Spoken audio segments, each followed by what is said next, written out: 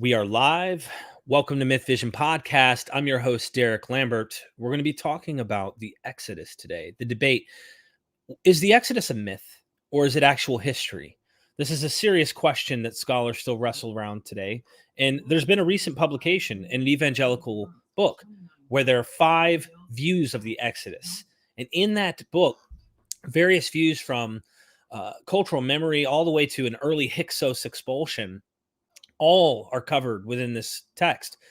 So today I have a couple experts, PhDs, if you will, in the field, that are going to be debating my good friend, Jonathan Sheffield, and he's an autodidact. And Jonathan actually pressed this on me. He said, Derek, we got to have this discussion, man. And I said, you know what, let's do it. And as my friend, I said, let me see if I can talk to some of these other experts because I have communication with them and see if they'd be happy to join. Jonathan's been debating a lot of people, a lot of PhDs, and I just want to say that up front. He is trying to figure things out. This is me going to bat for my friend Jonathan here, even though me and him have different ontologies. At the end of the day, he said, Derek, put me in front of some of these people. I would love to share my view, and he is trying to learn from others as well. With that being said, I also would hope and want other PhDs in the field down the road to join in the discussion. Whether it's debate or discussion, doesn't matter. We did try to approach Dr. David Falk, but of course that is an issue where he doesn't do debates. And I may have stirred up some waters in that case where that may not happen. Don't know.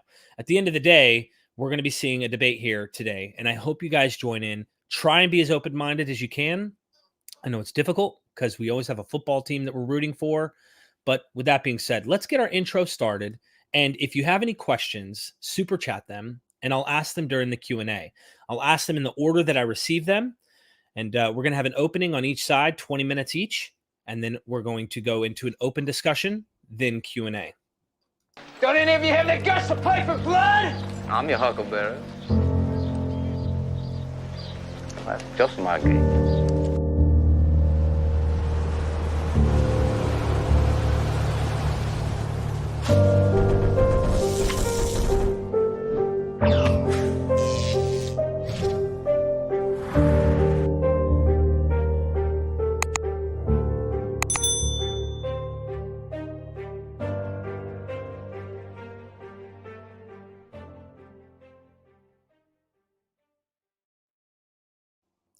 Thank you, everybody, for joining me today here on the Exodus debate, whether it happened or not, if it did, what happened, etc. I really look forward to hearing each person's perspective, and we'll be opening first, having Jonathan Sheffield and CJ Cox. They're going to go first with a 20-minute opening. I want everyone to know they have YouTube channels. Be sure to go down in the description and join them and subscribe. Go check them out. I don't care if you agree with them at the end of the day. You can't deny the cartoons that Jonathan produces aren't magical. And also, if you're a mod for Mythvision, do me a favor. Go hunt some of these channels. Post them, brag about them in the comment section. I'd love to see that happen for Dr. Joshua Bowen. His book, The Atheist Handbook to the Old Testament, which part 2 is coming, and I think we're going to be talking more about some of the details that might be talked about today. And also we have Dr. Maggie Bryson. She's an Egyptologist. So I didn't want to spend too much time, but is there anything in the intro that you would like to plug about yourself before we actually have the introduction where you start on the Exodus? Everyone wants to be humble. Everyone wants to be like, no, let's just do this. Let's get our, as you saw the tombstone scene, I'm your huckleberry. Let's get our weapons drawn and let's start. Okay. We'll let Jonathan and CJ go first. And then after that, we'll have Dr. Josh and Dr. Maggie Bryson. Okay. Just let me know when everything's up on screen. Good to go. And give me 1 second just to get started.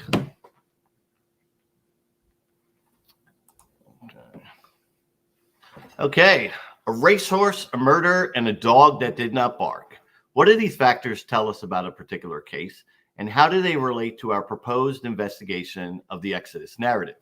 In the 1892 book, The Memoirs of Sherlock Holmes, Sir Arthur Conan Doyle offers us a short story that ties these pieces together.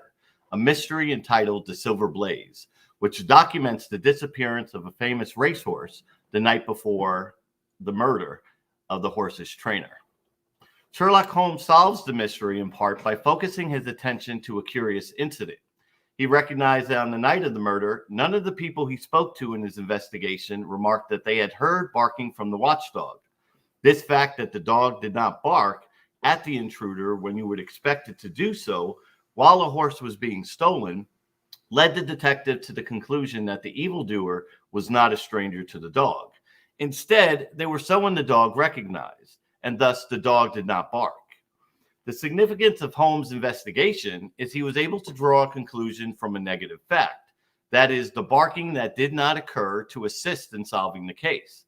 Therefore, we learn from this story that the absence of expected facts can have immense meaning. In building our case for a historic exodus, the principles of Sir Arthur Conan Doyle's short story will become quite applicable to the investigation at hand. In truth, modern scholarship's alternative to the Jewish records is a naturalistic explanation reliant on an argument based on silence. However, the silence does go both ways.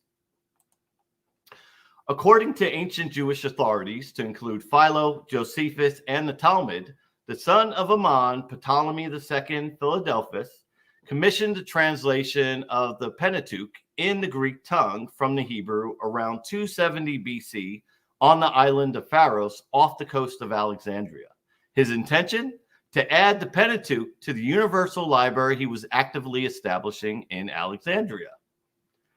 If the Exodus report is truly far-fetched, it is odd the Egyptian priests and Greek officials did not falsify a narrative that would have been viewed as a threat to the Egyptian state and religion. Hence, a curious incident of the dog that did not bark. The intent is not to draw an absolute conclusion from this silence, but instead recognize that the silence of the Egyptians and Greek officials is nevertheless as significant as the silence for Sherlock Holmes in the case of the dog that did not bark. The publication of the Pentateuch at the Library of Alexandria would have formally made the records available to the Egyptian priests and Greek officials, a reality that would have naturally subjected the Pentateuch to criticism among the ruling class and educated elites. With this in mind, how do we explain the absence of an expected fact from the record regarding such a bold claim by the Jews, especially from the Egyptian priests and Greek officials? To be clear, our argument is not based on a hypothetical assumption, but is supported by the following empirical facts of history. Fact 1.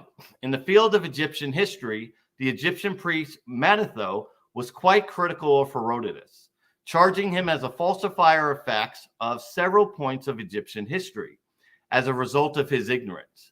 This initial fact offers 2 points of reference. Firstly, it supports our case that the Egyptians were well aware of what they perceived as errors in their sacred histories, resulting from their acquaintance with the Greek writings. Second, it provides evidence that when they encountered such errors, they responded accordingly. Oddly enough, Manetho's silence with respect to Hecataeus' Egyptian history, which included material facts that are consistent with the book of Exodus. Hence, a prime case of the dog that did not bark. Fact 2. One area commonly assailed by Greek, Egyptian, and Latin authors during the Hellenistic and Roman period is the origin and early history of the Jewish nation. The literary evidence demonstrates that ancient writers frequently weighed in on this specific issue. If the Exodus were truly a myth, surely ancient, independent, hostile witnesses would naturally falsify the event's account by appealing to its absence in the Egyptian records. Despite this suspected reality, the histories of Tacitus, Strabo, Pompeius, Trogus, Diodorus, Appian, Celsus, and a host of others are consistent with the material facts in the book of Exodus. Yet again, we see the dog that did not bark. Thus, the absence of those expected facts supplies positive evidence supporting the validity of the Exodus report. In the case of the Exodus, our opposition often posits that the ancient testimonies on this event are late, alleging that these reports are not based on reliable data sources and are therefore not used. In response, let us review the evidence that explains why the ancients were in a better position than current scholars and archaeologists to inspect the source Egyptian documentation and construct an empirical history to weigh in on the Jewish exodus. Fact 3, writing has existed in Egypt since around 3250 BC. Therefore, from the period before the supposed time of Joseph, a Jewish exodus, and up until the present day, there was writing in Egypt. To that end, there would seem to be no known gaps in Egyptian history that might impede our investigation. Fact 4, according to Diodorus, the Egyptian priests had records which were regularly handed down in their sacred books to each successive priest from early times. This literary evidence documents the legal chain of custody for the Egyptian records via the succession of priests. What's more, it establishes that copies of the source records were preserved down through the ages.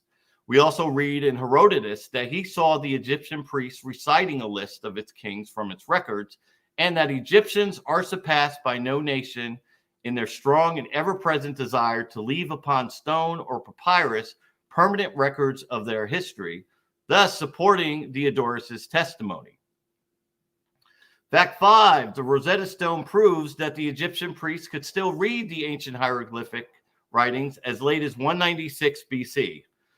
This evidence rules out any notion that the Egyptians couldn't read the ancient hieroglyphics by that time. And fact 6, during the reign of Ptolemy I, it is said he encouraged the Egyptian priests to accumulate records of their past histories and render them available for use by Greek scholars and men of letters who he had invited to live in Egypt. His goal? To better understand how to rule a civilization that has existed for over 3,000 years. The byproduct of Ptolemy's actions is documented in the writings of Diodorus, who tells us that many Greeks visited Thebes in the time of Ptolemy, son of Largus, and composed histories of Egypt from its source records, one of which was Hecataeus. This supports the validity of Hecataeus' writings.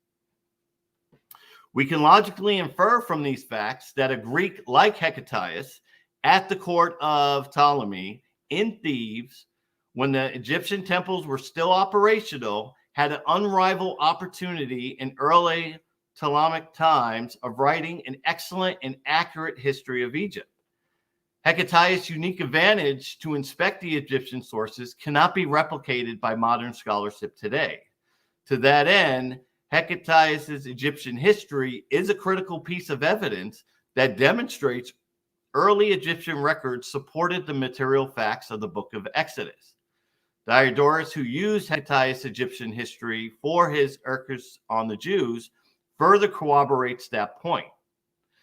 The Greek conquest of Egypt and surrounding territories was able to leverage the death of these nations' information centers, thereby pushing the boundaries of our knowledge, which it centralized at the Library of Alexandria, resulting in the greatest achievements of the intellect to include systematic histories of the areas.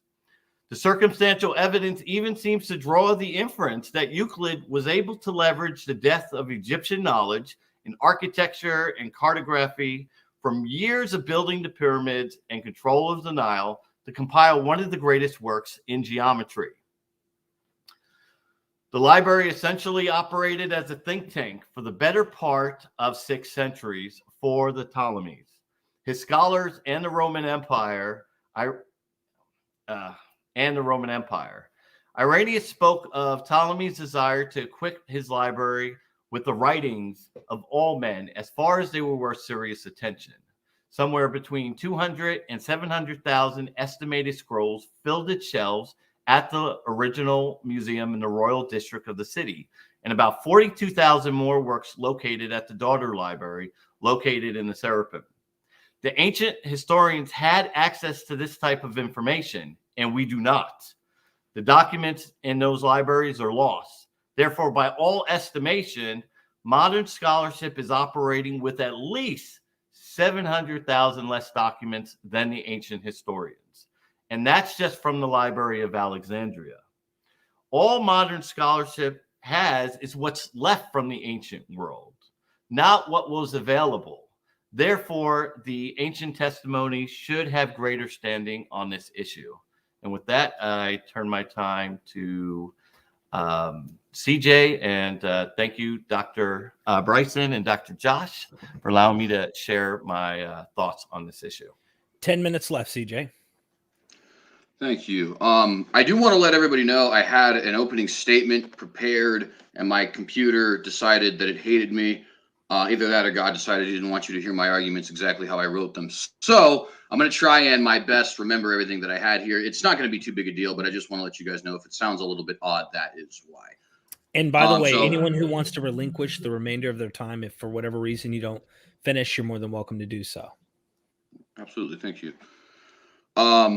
So I want to first get some formalities out of the way. Thank you, Doctors Bryson and Bowen, for having me here today and discussing this with me. Thank you, Derek, also for the hosting. And thank you, audience here. I know that me and Mr. Sheffield are, of course, I guess, hostile, you might say. So I appreciate you guys hosting us on your platform. I certainly do enjoy these conversations. I want to go ahead and jump right into some of the arguments that I had here. The first point that I wanted to make is something which I like to call academic retreat. And that is this nasty habit the secular academics seem to have. Excuse me. Did I have that? Sorry, I thought that was me. My apologies. So this nasty habit the secular academics tend to have of reaching consensus that such and such historical event from the Bible, whether it be a person, a place, or a group of people, or a thing, or whatever it happens to be, didn't actually happen, didn't actually exist, wasn't a real people group. And then when evidence comes up that inevitably shows that this is definitively the case, they just move on, reach consensus on a new biblical fact, and then pretend like what just happened in the last 100 years of academia didn't actually happen. Let me give a couple examples of this, okay? It was only 200 years ago that academics had consensus that Nineveh did not exist. It was only 100 years ago that academics had consensus that the Hittites did not exist. It was less than 30 years ago that academics had consensus that King David did not exist. And in each one of these situations, the Bible was shown to be true through the archaeological evidence, and the scholars, without skipping a beat, reached consensus on new facts and moved on as if nothing had happened at all. There will come a time very soon when we will know beyond any shadow of a doubt the Exodus did happen, and when academics are no longer entertaining the idea of Exodus mythicism. That absolutely will happen. I guarantee it. It'll happen in our lifetime. And when it does, we're going to see the academics shuffle to a new fact, pretend that that fact is not actually based in historical evidence because we don't have the archaeology or so on quite yet, and completely not miss a beat here with the academic retreat, as you will, attacking the Bible without any sort of serious reason to do so. I personally would like to break that cycle. I think it's a little ridiculous. I think it shows a very clear and obvious bias against the Bible. Even if I was an atheist, I would be making the same claim to you. I don't go to everybody saying, hey, we shouldn't trust the Greek histories because they talk about Greek gods. That's not how this kind of thing works. I would hope that we could understand that that is a little frustrating for those who are Christians. And maybe even if you're not convinced of why I'm so skeptical of academics, you could at least be a little sympathetic to why I'm so skeptical, of academics. With that being said, I got a couple actual evidences because that, of course, is just a brief notation. So the first thing is, you guys aren't going to like this at first, but I promise you it's actually a good argument. The Bible says that it happened. Now, let's be clear. This is not, the Bible says that it happened, and the Bible is the infallible word of God, therefore it must have happened, right? This is no different than saying Herodotus's histories say that Thermopylae happened, so that's evidence Thermopylae may have happened. Or the Sumerian Kings list says that Gilgamesh was a real king, so that's evidence that he may have been a real king. It doesn't prove the case, but what we have here is a very old document, in the case of the Bible, a very old collection of documents that are telling us this historical event took place. This is important for a couple of reasons. Number one, this collection of documents is actually multiple independent sources. There is no scholar who would disagree with that particular phrase. The Bible is not one book, right? The Bible is multiple books. The book of Isaiah is written by Isaiah. The book of Hosea is alleged to be written by Hosea. There's not going to be agreement in this panel as to who wrote the Torah, but it wasn't either of those two figures is the point. This is actually multiple independent sources from different areas in time and even from different areas of the land of Canaan. Some of them maybe even writing from outside of the land of Canaan. The second thing that makes this important is the Jewish Bible actually functions as the history of the Hebrew people. This is not just a religious text, in other words. If we were to go to the Sumerian kings list, we would see that it starts off by saying, and the kingship descended from heaven, therefore making it kind of a religious text. In other words, it's describing a little bit of the religious traditions of the Sumerian people. But we also know that this particular document is giving us some historical facts, right? Or at least potentially giving us some historical facts. Some of the kings on the Sumerian kings list we can verify did actually exist. But nonetheless, the point just being that this is actually what functions as the historical collection of records for the Hebrew people, right? The other thing that makes this incredibly important is, of course, that the Bible is very old. This isn't a source that comes from 2021. Yeah, sorry, I was going to say that right. That says, hey, here in 2021, we believe that the Exodus happened. These are sources that come from 500 BC, 800 BC, potentially as far back as before 1000 BC, saying, hey, this is actually what happened in our history. So I do think that even like if you just take the Christian cap off, put on your atheist cap for a moment, and just simply take things at face value, the Bible saying that the Exodus did happen is indeed evidence that the Exodus did happen. The second thing that we can look at for evidence the Exodus did happen is Jewish tradition. This can be split broadly into two different categories. There is Jewish tradition, which stems directly from the Exodus, and then there is Jewish tradition, which stems either from Egypt itself, or the Egyptian culture. So, examples of the first. We have Passover. We have the status of the Levitical priesthood. We have where the Hebrew calendar starts. There's, of course, numerous other things we could go into, but this is just a small collection of facts for the sake of time. Passover is a celebration specifically of the Exodus event. It's also a somewhat somber holiday. It's not incredibly joyous, right? You eat bitter foods, you work in haste, you commemorate that time that the death angel didn't kill your child. It's not exactly like Christmas time, right? And we have this holiday going as far back as we can actually take Israelite history that demonstrates that celebrates this alleged event in Hebrew history. I would argue that just as the 4th of July is evidence that there is indeed an Independence Day in July 4th, 1776, you could also say that the Passover holiday is evidence that there was actually a Exodus. And by the way, interesting thing about the Passover, it's not like some other holidays where we could actually associate it with a well-known holiday motif, if you will. In other words, it's not a solstice holiday. It's not a winter festival. It's not a harvest festival. It seems to be a little bit random if we don't have the Passover to explain it. That second example is the status of the Levitical priesthood. The Levitical priesthood is essentially a religious caste, right? This religious caste has complete and total monopoly over the religious traditions of the Hebrew people and is not able to get out of the monopoly of the traditions of the Jewish people. Where did they establish their authority from? According to the histories, Moses, the lawgiver, was a Levite. Aaron, the first high priest, was a Levite.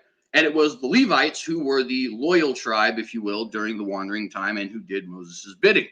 This is what is considered to be their legitimacy and what actually gives them credit, so to speak, right? I would argue if a certain war, for example, if a certain dynasty, for example, the Julio-Claudian dynasty, is evidence that something gave them their legitimacy, namely the Augustinian Wars, right? So we could say something gave these Levites their legitimacy, and the Hebrews told us it was their very important role in an Exodus. We have to give them something that gave their legitimacy. There's some reason the rest of the Hebrew tribes submitted to the smallest and weakest of the tribes and gave them complete and total monopoly over religious matters. History says that it is or at least Jewish tradition, says that it is the Exodus and their role in it that gives them this lofty status.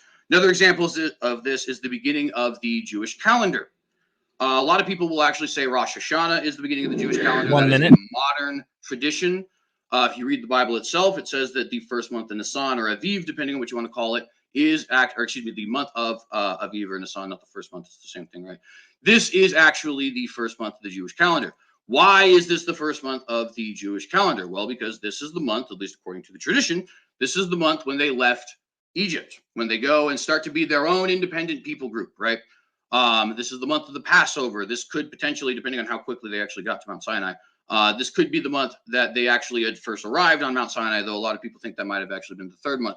The point being, Why does the Jewish calendar start at this time? The Gregorian calendar starts because the Julian calendar started on January 1st, and the Julian calendar started on January 1st because that's when Roman consulship started. In other words, it's not random. There is a reason the calendar starts at that time. Why does this calendar start when it starts? We do have historical evidence that tells us it's because of the Exodus tradition. Numerous other Jewish traditions there, but of course, we can move on for sake of time. Some of these traditions don't find themselves. Say again? That's time, my friend. All right, for sure. See, that's why it would have been better if I had it written out. But nonetheless, I'll go ahead and say other stuff later. Yeah. We have open after we get done with the opponent, if I could use the term, the other side's opening, we'll be able to have open conversation. So now it's turned over to you, Dr. Josh and Dr. Maggie Bryson. All right. Thank you very much. I apologize. I think it's Nora in the background's screaming, so it's hard to tell. All right. There's quite a bit of information that scholars discuss when dealing with the topic of the Exodus from Egypt, both as it is presented in the narrative of the Hebrew Bible and as it can be understood from historical and archaeological sources. There are several interpretations that scholars hold with respect to this evidence. The more traditional position, that the Exodus was a historical event that took place in the 15th century, much as it is described in the Hebrew Bible, is held by only a small number of scholars.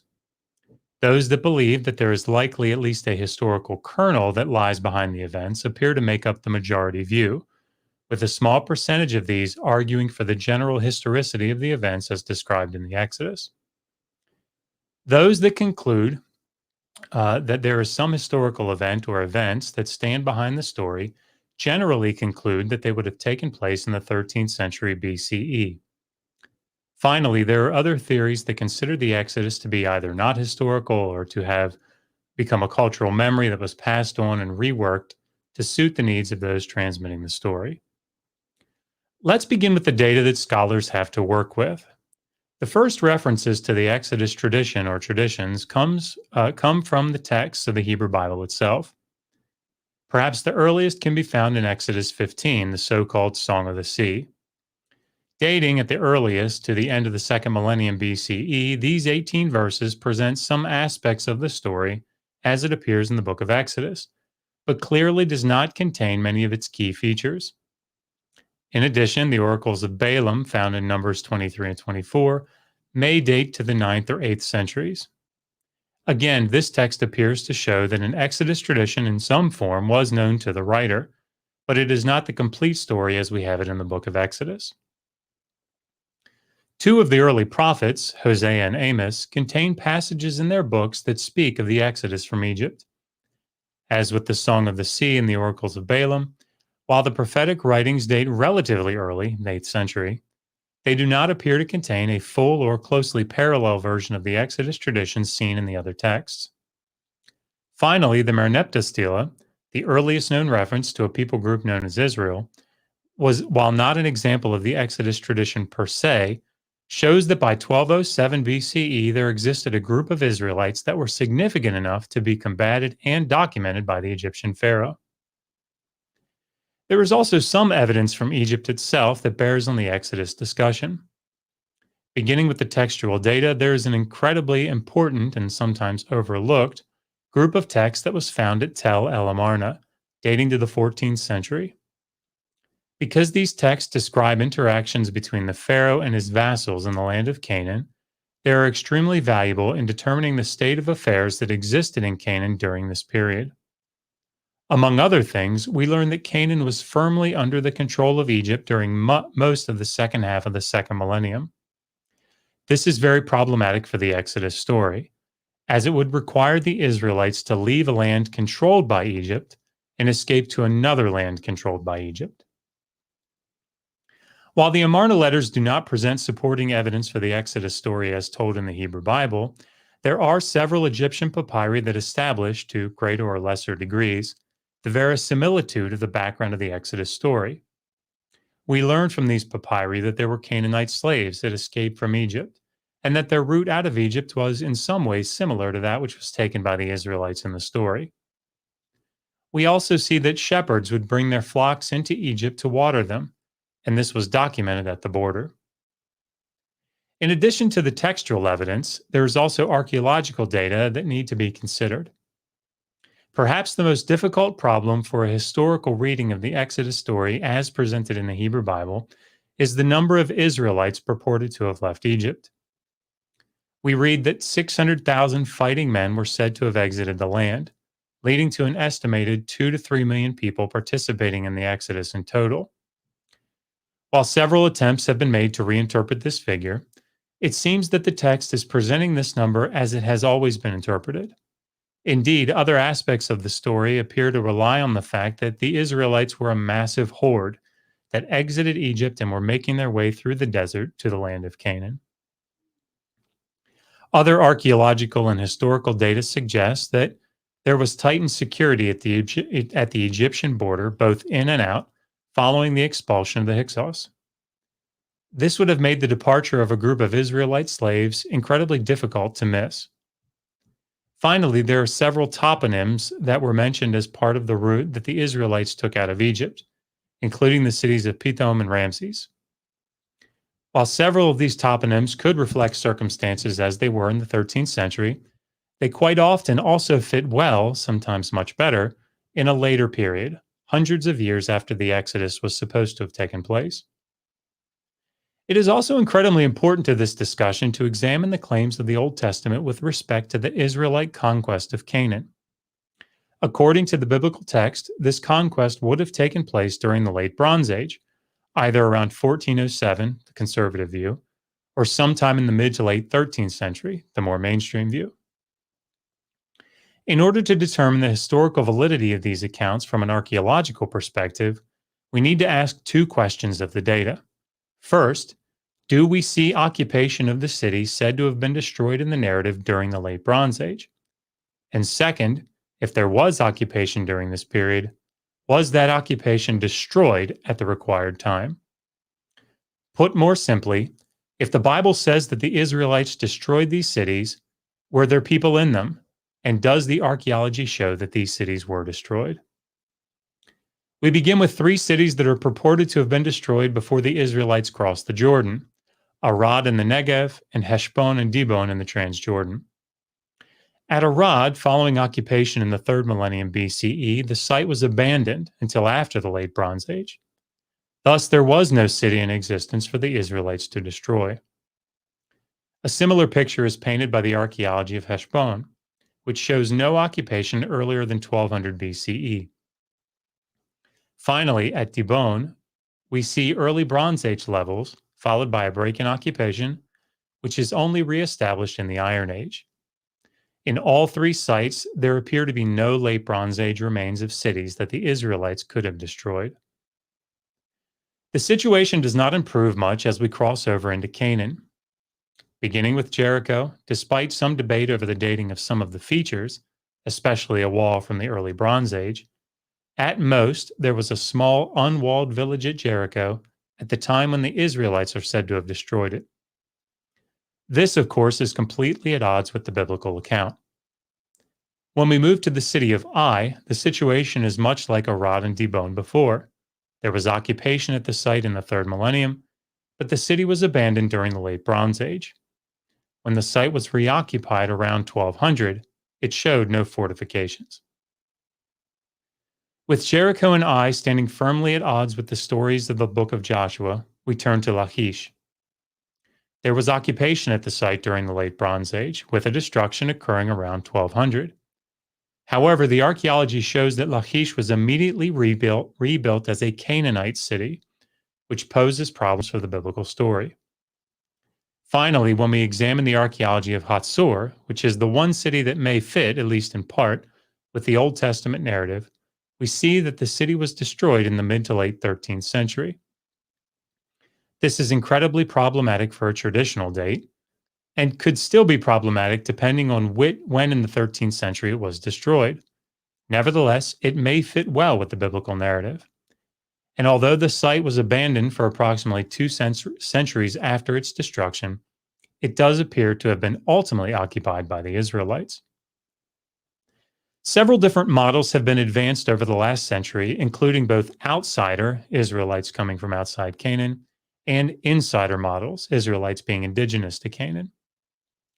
It appears that scholars have concluded that both outsider models, both conquest and peaceful infiltration, as well as the insider model known as the Peasants' Revolt, are no longer tenable given the archaeological data now known. Instead, nearly everyone appears to agree that the Israelites were in fact Canaanites who settled down in the hill country.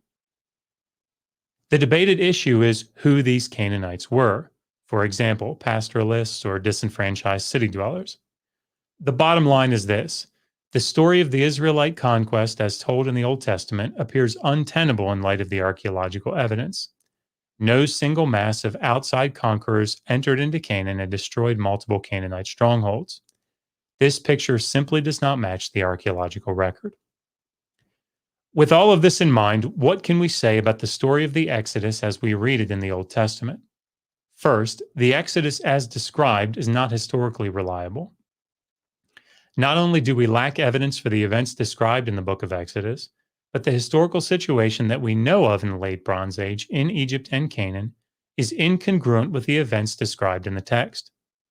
As Propp observes, archaeologists and textual historians agree that the biblical narrative is not contemporary with purported events, has a complex literary prehistory, and does not fit comfortably with known ancient Near Eastern history. In order to overcome seemingly impossible details like 2 to 3 million people leaving Egypt at one time, significant reinterpretations are required that appear to be quite problematic. Second, the story does have verisimilitude. The background to the narrative has many aspects that generally fit with the circumstances of the second millennium. It would be unwise to conclude that none of the concepts or themes in the Exodus narrative can be found in the world of ancient Egypt and Canaan. There were Canaanite slaves in Egypt. Egypt did enslave and control the Canaanite population in Canaan itself. There were slaves that escaped from Egypt. In fact, it is quite likely that this familiar and reasonable backdrop made it easier for the story to remain in popular usage. However, and this is very important, just because some or even many of the toponyms or general backdrop might fit well in the second millennium, we must remember two things. First, they do not fit in a specific moment in time. Many of these events took place spread out over the second millennium. Second, just because the story contains some genuine elements or even memories, we cannot simply conclude that the story as a whole is therefore true. As we often say, no one would conclude that Spider-Man is a true story simply because it took place in New York City. In the end, what matters most about the story? Is it that a literal 2 to 3 million people were miraculously delivered from captivity following 10 supernatural plagues being inflicted upon wicked Egyptians? No, I don't think so. What matters most, in my opinion, is how the story has been used by believers to sustain them through periods of great difficulty.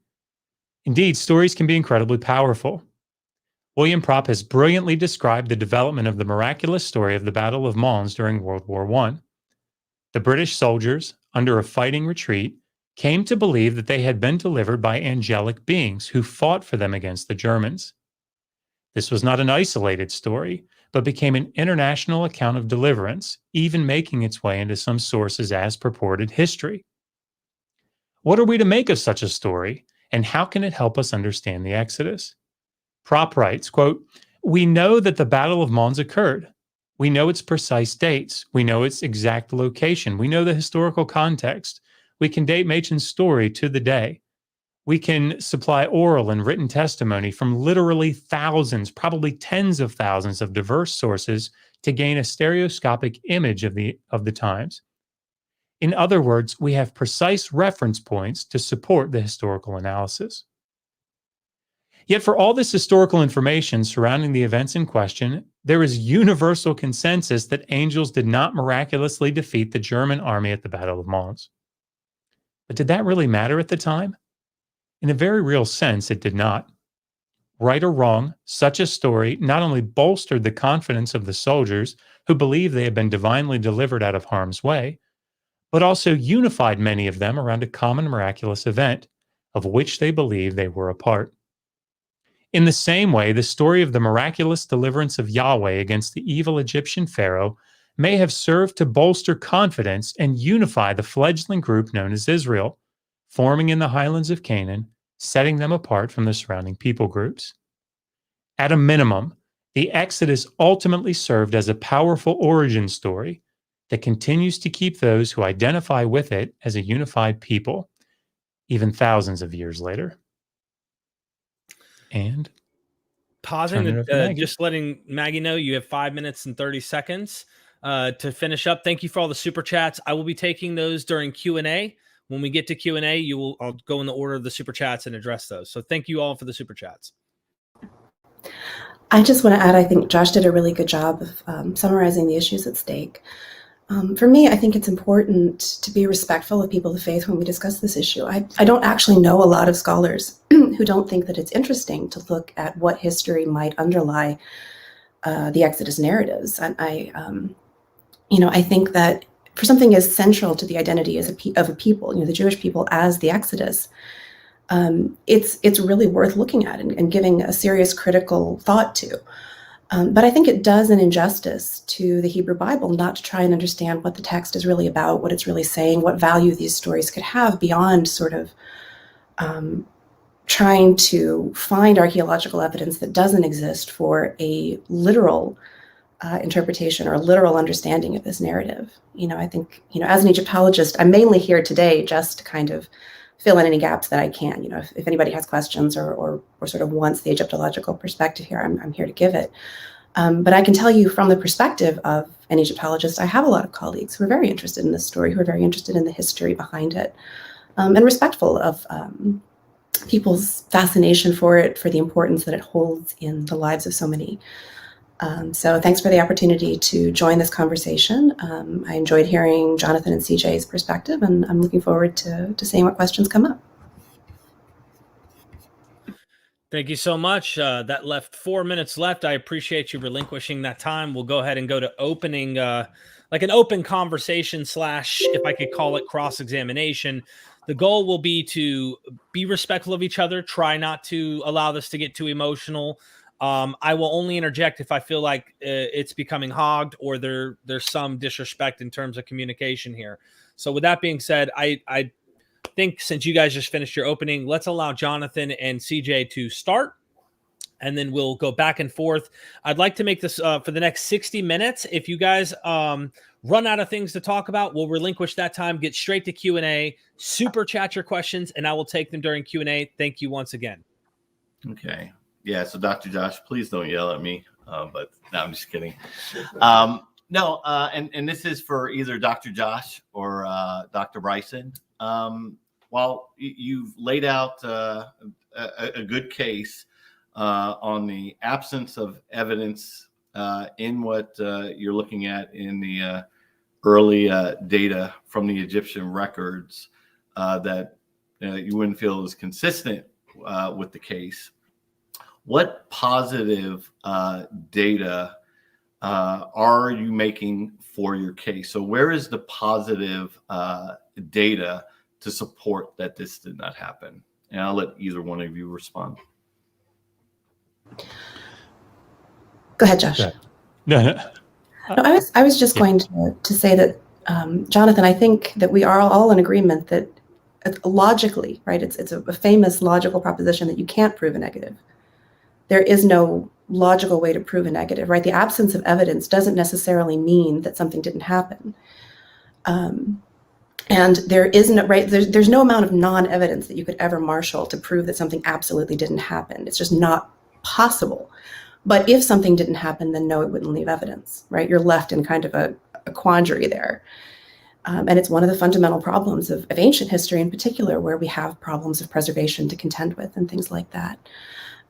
For me, the positive evidence lies in what we can say about people of Canaanite origin living in Egypt, not only in the late Bronze Age, but before and after, and in the sort of facts of Egyptian history as we know them that offer alternative explanations, or that at least give us an indication that if something on the scale of the Exodus as it's described in the Hebrew Bible had happened, we would have some indication, either from Egyptian or from other Near Eastern sources. So that's where I come from. I'll let Josh take over there. Yeah, and I mean, just sort of from a methodological standpoint, I think the problem that I have with the question is that it's not really how historiography is done, right? We don't start with a source and then say, okay, well, we're going to assume that this is accurate in its details until we can prove all the things that it says incorrect, right? It's far more complicated than that. Like nobody picks up the many inscriptions that we have from the 24th century about Naram's sin, right? And this series of 9 battles that he fought in 1 year and then became deified because the people of the city of Agade requested of the gods that he be deified. We don't pick up that text and say, all right, now, how can we prove this wrong? That's not really the approach, right? It's taking into account, and to be clear, like I'm a philologist, right? So I'm not a professional historiographer or something. But the approach is to take the data and to generate a model, right? So relying on things like, well, it's possible that X is the case, while absolutely plays a role at certain points, it's sort of a last resort role. And what we don't do is begin with the conclusion that X ancient text as it stands is true, and now we have to figure out a way to make that work. If that makes sense. Yeah, the one follow-up question I would have on that, just from an archaeological perspective. So when we're trying to construct an empirical history, don't we begin with the artifact? So if we have a site, so our empirical basis is the site and those artifacts, and then from there we're building that. And I'll let either Dr. Maggie Bryson and Dr. Josh and Yeah, go ahead, Mag, if you've got something you want to say. I just wanted to jump in as an historian and say that Jonathan and CJ, you're both right that historians, academics often have prejudices. You know, what Josh is describing is the way that we all want to work. We all want to look at texts as objectively as we can. Nobody wants to come to a text with a preconceived idea and then try to prove it right or wrong. But I think most people who study history probably do so because they have some investment in it emotionally, intellectually, spiritually, at some point in their lives and on some level. You know, and I don't want to speak for everyone. I'm sure there are people who really do just have a certain amount of intellectual curiosity and get into it that way, right? But you guys are right that if you look into the backgrounds of a lot of mainstream historians, you'll find that they are bringing perspectives from their own personal or religious experiences. And I think we all do that, regardless of which side of the debate today you might fall on. And I think it's very fair of you guys to point that out. And I think that it's our responsibility as scholars to acknowledge that fact and to try to compensate for it in our work. And I think most people do. You know, I think most legitimate scholars would describe what they're doing as trying to get at a truth that it's sometimes difficult to access because we do have these perspectives and we do lack positive evidence in many cases. We're doing our best with an imperfect. My apologies. Sorry, I didn't mean to try and cut you off there. No, go ahead. I wanted to just kind of build off that a little bit because, you know, I totally agree that I'm also coming at this with a particular bias as well, right? And if I had a PhD 6 or 10 or however long it took me years from now, it wouldn't be any different. I'm still very much, you know, a Christian fundamentalist. That said, though, I feel like I can take my fundamentalist cap off and make a lot of the same arguments that I would make for an Exodus. And I really want to talk specifically about 2 things Dr. Josh mentioned. You mentioned the Battle of Mons and Naram's sin, which I think perfectly illustrate the position that I'm coming at here today. I'm willing to grant, for sake of argument, that Moses never worked a miracle, that prophethood is not real, that there is no God, and that the numbers are exaggerated. I think all of that can be granted for sake of argument because none of it actually disproves the central claim, which is there evidence of the people who became the Israelites actually leaving from slavery in Egypt at a point in time, right? Did that event, the historical Exodus, take place? And just to give a really good example, right? We have the Battle of Thermopylae, right? Which has tons and tons of false facts surrounding it, right? False facts regarding certain deities, false facts regarding way exaggerated numbers, false facts regarding, I mean, how does anybody know what Leonidas did in his last seconds if everybody was killed, right? That doesn't make any sense. But we know that Thermopylae happened, and we know that Leonidas existed, and we know that the 300 Spartans did die there. And even though it wasn't a million Persians, it was a really, really large army of Persians, and so on and so forth, right? My point just kind of being that even if we grant a lot of the points that you guys made, let's say the numbers are exaggerated, let's say it's 10,000 or even lower, right? Is that actually disprove the central claim here, which is that an event, the Proto-Hebrew people left Egypt at a point in time, were led from slavery at a point in time there, and then came into Canaan via conquest. And I think Naram Sin and the Battle of Mons proved very clearly that I don't think it does. If the miracle claims aren't true, if the numbers are exaggerated, again, all that other kind of stuff, I'm kind of just repeating myself, but it doesn't actually do anything other than tell us some of the details might be wrong. But the actual historical claim is what I'm personally trying to defend. And so with some of those things, I'm just willing to grant them for sake of argument. Sure. So go ahead, make your case. Because if you're going to just, hang on, that was sort of rhetorical. Because if what you're going to marshal is the Hebrew Bible, it's just not that simple, right? You can't marshal the Hebrew Bible and say that, we have to start with this is a historical document, because that is the debate, right? So, well, not exactly. The debate is the claim, right? Because there's multiple documents, and multiple documents have evidence of the claim, right? But the debate is the claim itself, because you and I actually agree that the document is historically reliable, at least in certain instances, right? So, for example, you would obviously say that when in the Book of Chronicles, right, when we're talking about the kings, that's probably fairly accurate history of the Hebrew kings, right? Not the Chronicles as much as maybe Kings, but okay. Well, Kings works for certain. Either way, one of the books, right? The point just kind of being, we actually do agree that this is at least somewhat historically reliable, both of us, right? So all I'm saying is that it's historically reliable in this past event, right? Even if certain details could be wrong. And again, we know from other examples like Naram Sin, like the Battle of Mons, like the Sumerian Kings list, all these other kinds of things. There is evidence where we discount an awful lot of it, but still recognize that it is evidence of a certain claim, right? We recognize that Gilgamesh could have potentially been a king, even though the Sumerian Kings list has thousands upon thousands of years at it, right? Yeah, if I could. So there's a fundamental difference, I think, between the claim of the Hebrew Bible about the Exodus and something like Naram Sin, and that is the contemporaneous nature of the source material, right? So when we think about something like Naram Sin, if we only had copies of stories or of that story from 700 years later, it would be a lot harder. It'd be a lot harder to, and if that were all that we had, it'd be a lot harder to say, yeah, we actually think there was probably some battles, right, that Naram Sin fought. And even with these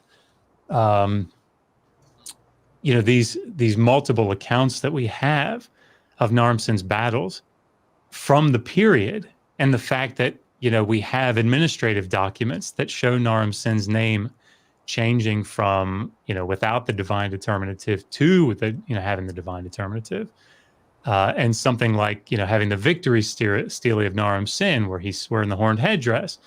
Like, even with all of those contemporaneous pieces of archaeological data and textual data, we still don't go, well, what this, like Joan Westenholz, like when she writes her, she doesn't just, oh, well, this obviously happened, right? It's much more nuanced than that. And I think that's the big thing that, I think we need to drive home with this, is that there obviously are scholars that would say, very minimalist scholars, that would say, no, it's a complete fabrication from the Persian period or something.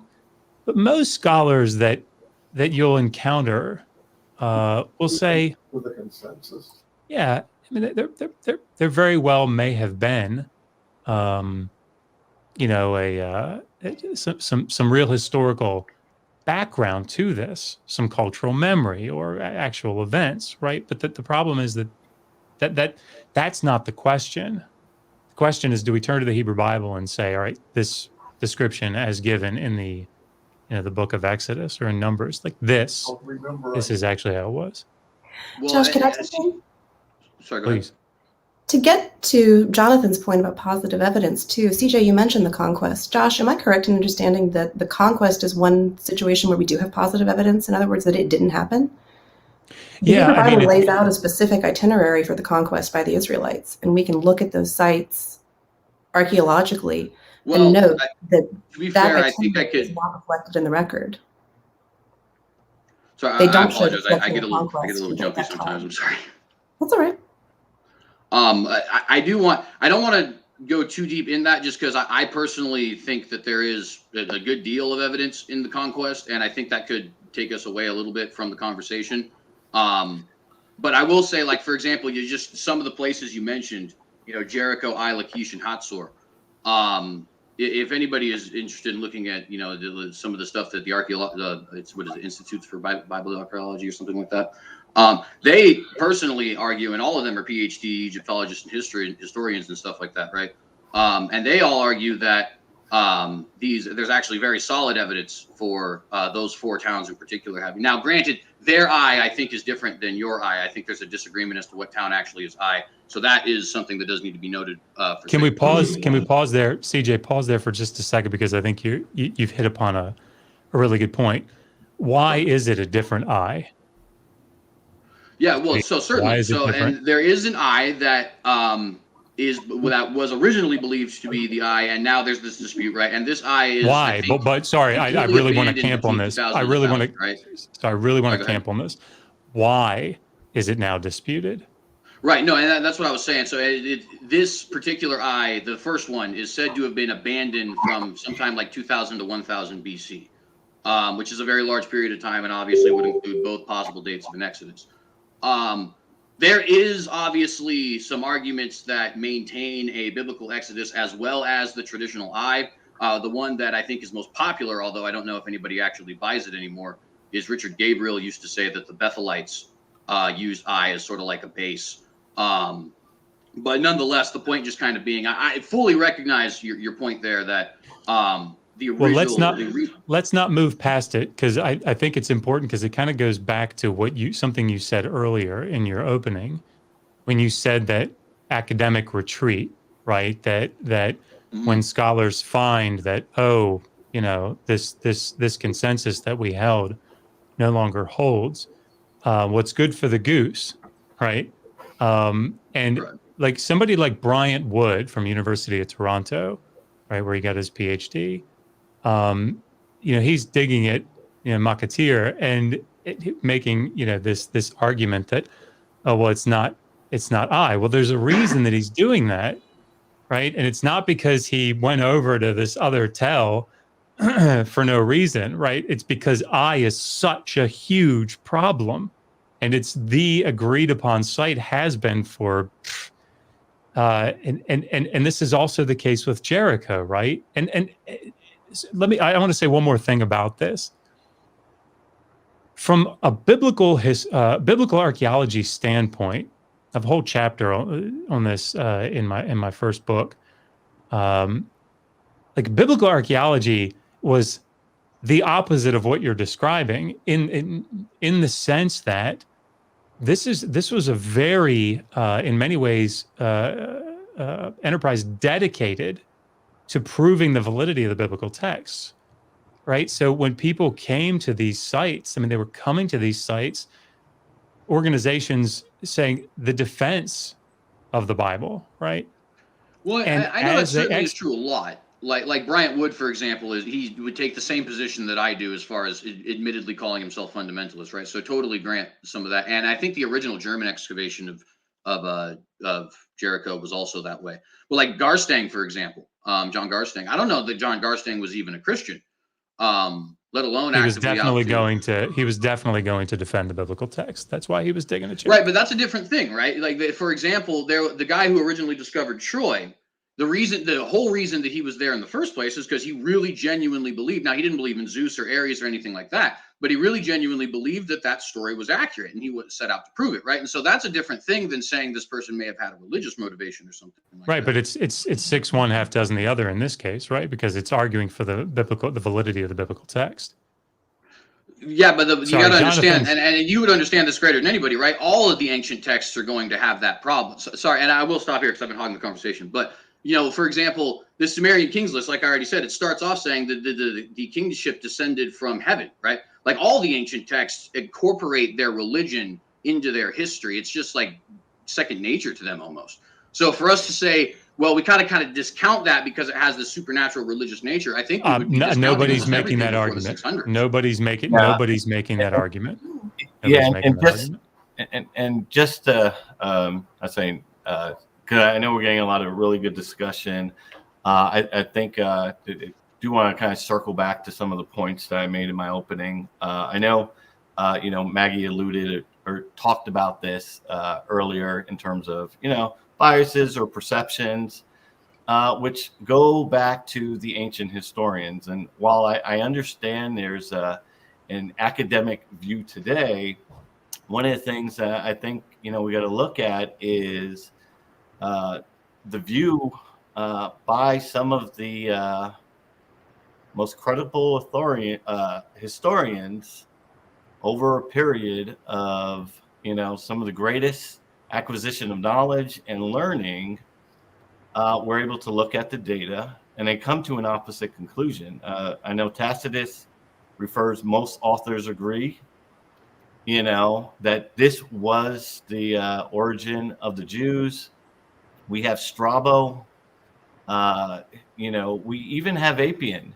And if you think about it, he was an Egyptian piece. He had very clear intentions to discredit the Jewish account. And largely what we get from him is positive for the Jewish exodus. So what I would like to see is, or at least understand, how do you reconcile modern consensus or the worldview of today with historians in a position, as I opened up in my argument, with better access to information that we just do not have today? Jonathan, I'm not sure. Are you directing this at me or at Josh, just to be clear? Either one, Dr. Josh, or Dr. Bryson. Let me give you my perspective, which is that I'm not sure I understand your question entirely, because there isn't one modern perspective and there wasn't one ancient perspective either, right? Josephus and Appian were at odds. They had access to the same material nominally, but they were at odds about how to interpret it. Josephus had to, right, for starters, Manetho and Appian, because we're talking about epitomes of these texts anyway, right? We don't have Appian's works at all. We don't have all of Manetho.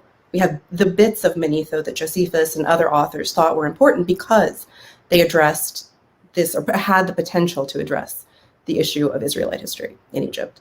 So Manetho, right, talks about the Hyksos. He talks about Canaanites who lived in Egypt, who came to rule it, and the fact that they were driven out of Egypt by the Egyptians.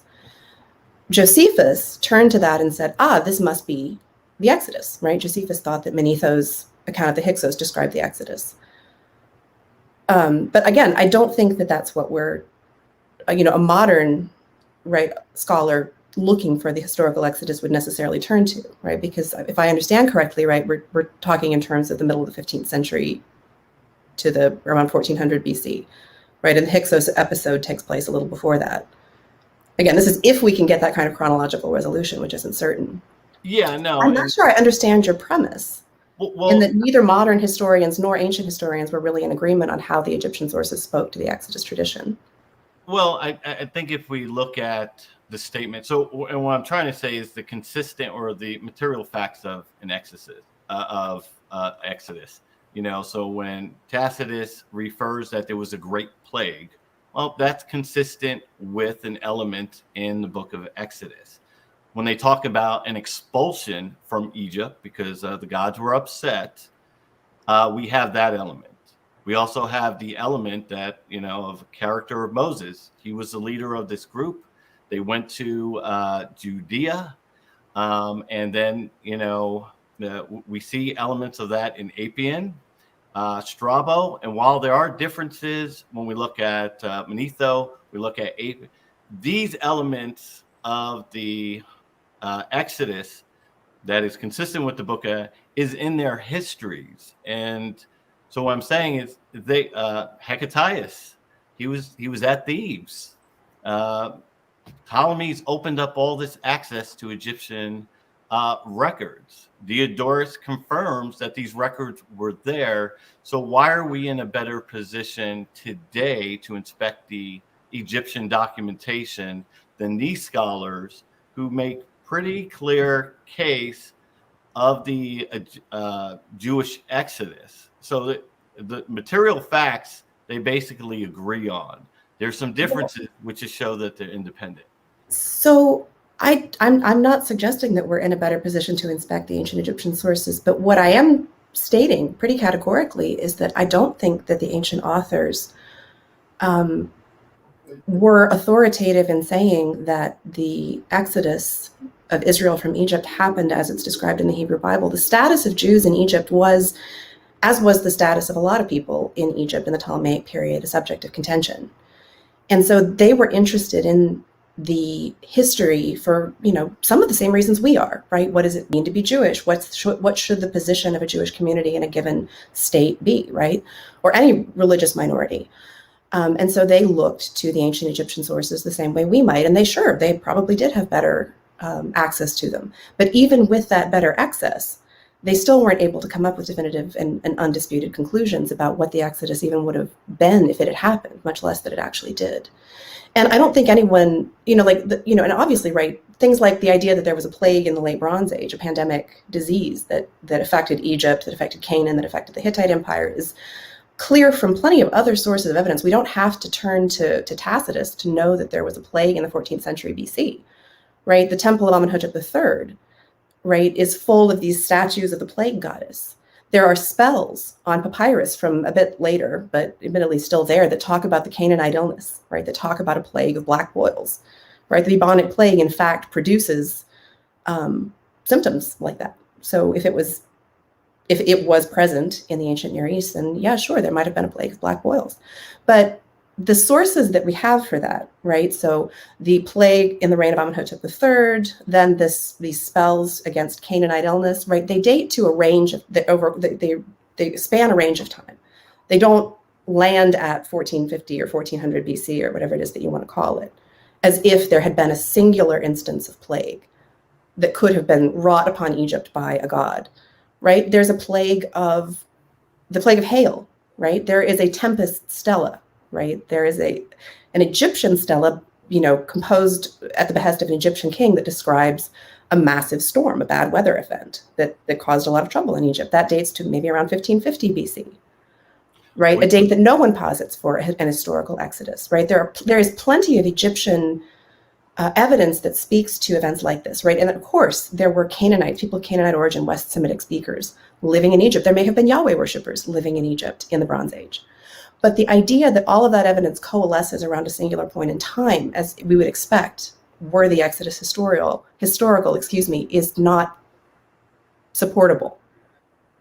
Would you agree that from the histories of Tacitus, Diodorus, Hecataeus, Strabo, that they all blamed the Jewish people or the foreigners, large majority of them being the Jews that moved on, were expelled for that reason, which would be another really consistent element with the Exodus case from their perspective? So the Hellenistic historians had both an axe to grind and the benefit of historical perspective, right? They had a current political problem that they wanted to marshal historical evidence to help them solve in their own interests. And they could then go back through Egyptian history and cherry pick the sources for information that supported them in the same way that a modern historian might. It's not right. Josh, you can speak to this with, you've done a lot of research on the Daniel problem, right? The issue of prophecy in the ancient Near East. When you see these later sources making use of earlier material, right? the fact that they agree isn't coincidental, right? They're drawing on the same body of evidence, and they're referring to each other, right? They're epitomizing each other, right? They're constantly citing and referring to one another. They are telling the same story, but it's not because that story is necessarily true. They're telling the same story because they got there the same way, and because they're reading each other. So that would be my perspective. I don't think the Daniel part will help here, because I think Jonathan and I are also going to disagree on that. But yeah, no, I agree with you completely. We had a debate about this several months ago. And it was the same. Jonathan and I were having the same discussion that you and he are having. Because, like, when Maggie, as you're pointing out, like when references made to Alexander the Great coming to the Jewish high priest and being shown, that here you are, right, in the book of Daniel. That's not, like, there aren't historians that will look at that and say, well, we can, there's a peg that we can, nail, that we can drive into the wall. And because there's definitely, as you put it, there's motivation, there's commitment, there's a reason that he's utilizing that, and that it's, part of it is he's utilizing the text, right? But I don't think Jonathan, I don't think you'll agree on that. So. And I think it just comes down to these Greeks did have biases, and the purpose of picking Tacitus, Strabo, Diodorus is they were very anti-Jewish in their writings, so they did not have incentive to go ahead and establish a positive history that would have posed a threat to the Egyptian religion, especially since money was very important. So they didn't have any incentive to propagate a claim that would only be positive for the Jews, their religion. So when I bring up the dog that didn't bark, that is a huge that's a huge flag. It doesn't say it draws an absolute conclusion, but it does make us think why they wouldn't have responded, and they did, to this specific issue. I'm sorry, Jonathan. I apologize for interrupting. No.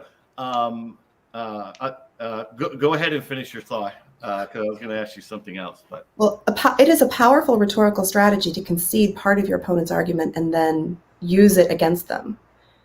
And I think that any self-respecting apologist would know that. So if you are an apologist for the ancient Egyptian pagan religion, right, to concede the point that your opponents are making and then to turn that to your own advantage, right? Or if you are a Jewish apologist in a bad position in Egypt, either way, right, agreeing on the terms of debate and then trying to take what are supposed facts and cast them to your advantage would have been a valid rhetorical strategy for either side. So I don't know that I agree with you that that particular piece of that particular argument is helpful here.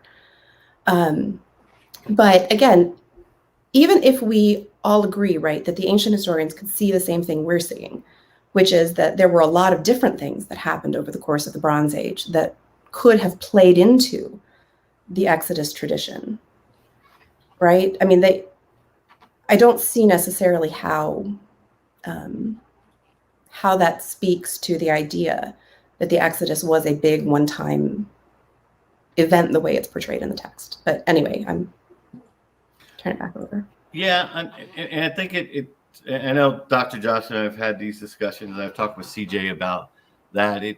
From your perspective, an Egyptologist, what would it mean in the ancient world, or for Egypt, for a large group? We don't have to get to a 600,000, but I mean, even if I just stick with the historians Tacitus, Strabo, say there was a large number that was expelled, what would have had to happen for the Egyptians to allow its workforce, its economy, basically, to just leave like that? And if the Jewish account that says a mixed multitude went in that, what would have had to happen for a nation like Egypt as powerful it was to allow all the slaves to just leave. Well, let's be clear.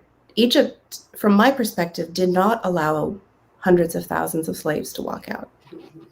No, and I would agree with you from the standpoint that they wouldn't allow it to happen. They didn't. I mean, because the Exodus narrative says that whether the Egyptians wanted it or not, hundreds of thousands of people left Egypt at the same time. If that had happened, it would have caused an unprecedented crisis for the Egyptian state. That's pretty, that's a big chunk of the actual population of Egypt as a whole at that time. I mean, it would have been, again, population estimates for the ancient world are subject to debate, but we're talking about single digit millions at the very most for the entire population of Egypt. If the Israelites, in the numbers that the Exodus text specifies, had left Egypt at once, it would have wreaked havoc on the political economy of the entire ancient Near East. Right? And if such a big deal. I want to make sure we're all like on the same page here. So, if you go to Exodus 12, where this comes from is, 1237 talks about 600,000 fighting men, right? Men on foot. So, when you factor in women and children, the general estimate that scholars are coming up to is between 2.5, 3 million people, somewhere around there. And that's a little conservative.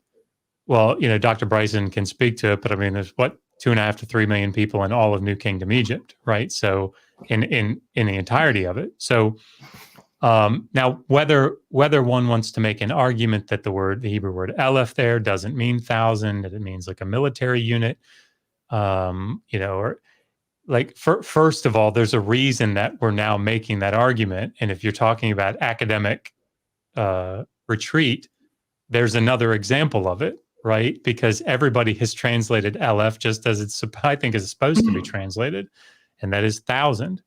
Just like to state for the record, I actually agree with that. Oh, I know you do.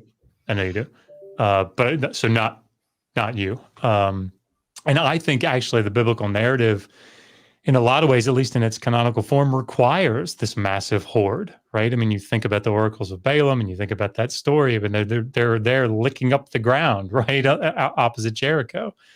Moses making the comment like, how if we slaughter all the animals and get every fish out, all the fish of the sea, how will we feed these people? And then of course you have the censuses in the book of Numbers that are 603,550 people. I think that's the right number. And then it's a little less than that, 38 years later. Anyway, the point is that those are the numbers that that we're dealing with. And so if that's the case, like Dr. Bryson is spot on here, like havoc. I mean, it's and the other thing to remember here is, depending on when you want this to happen, you're either doing this, in either case, you're doing it in a period where Egypt has firm control on Canaan. I mean, I don't think we should overlook that.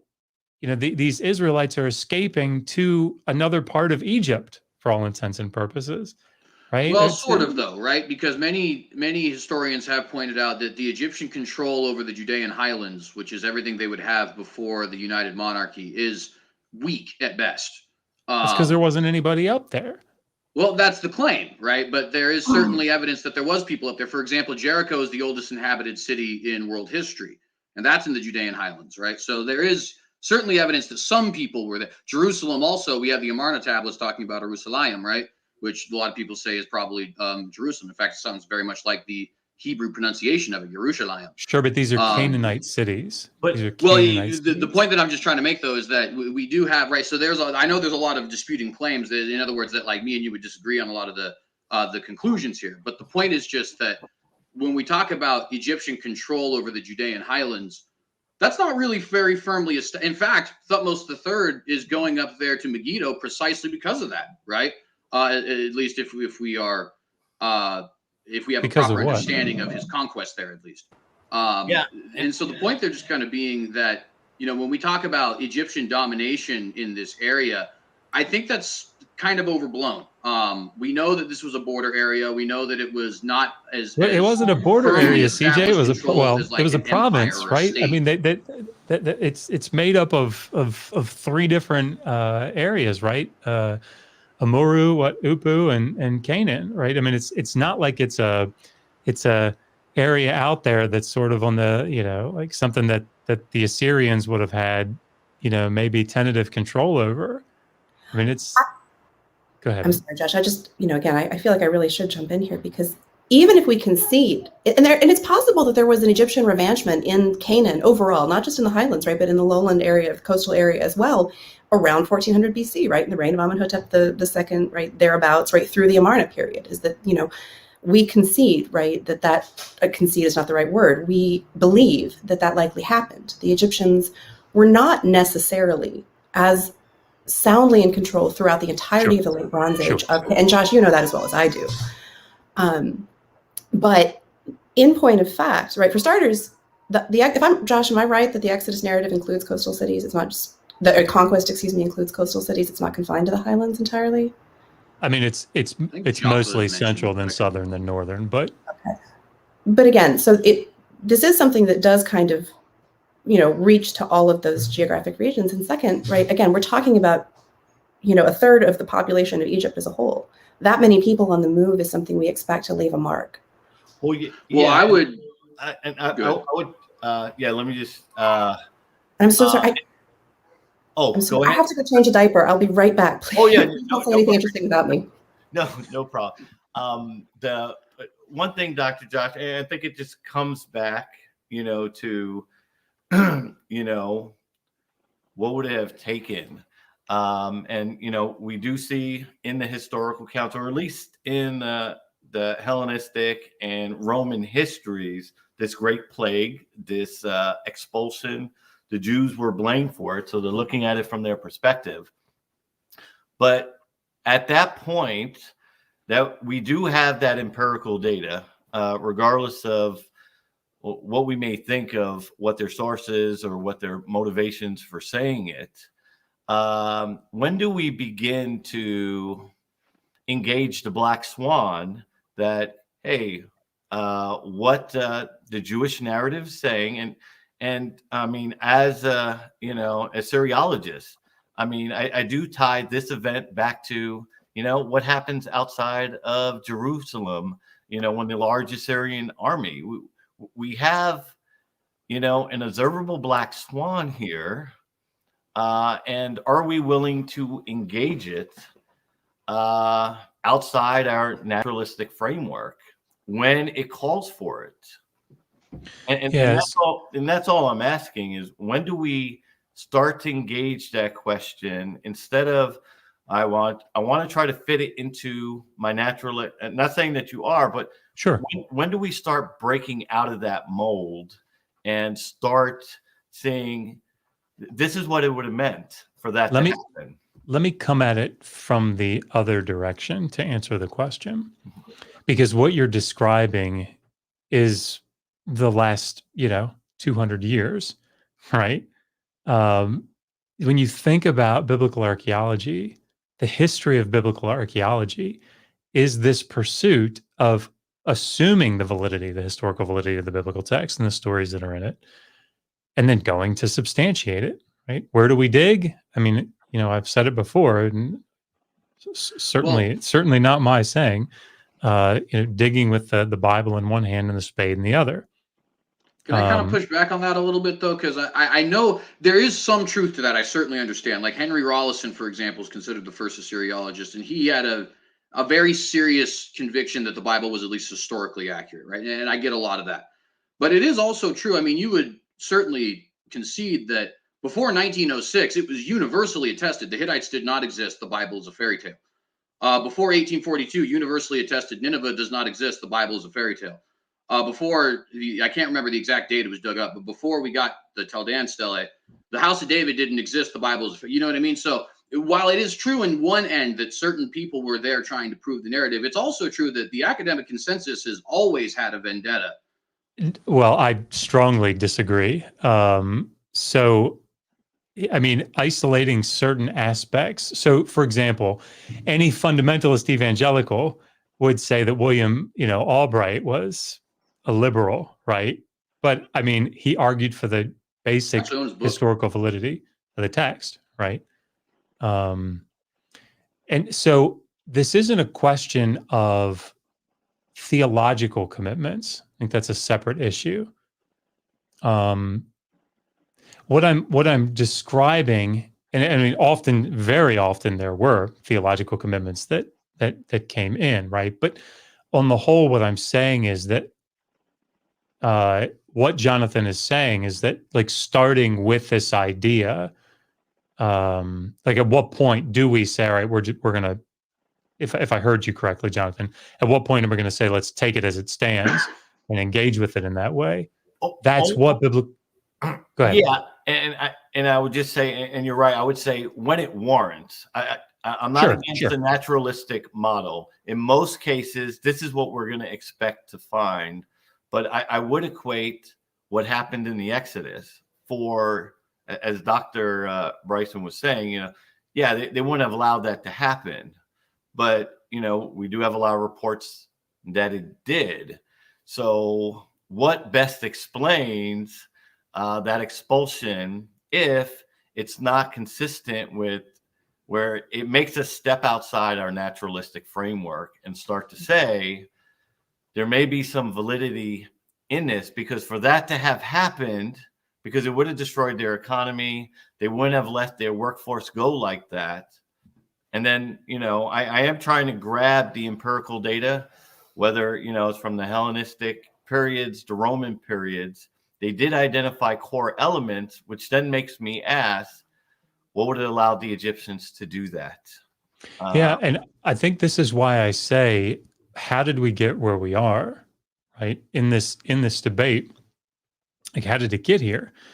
So James Hoffmeyer, for example, I think this is a really good example of this, a brilliant Egyptologist.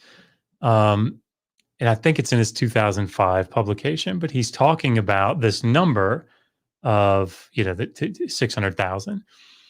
And he makes the argument that it means a military unit, that Aleph there means a military unit.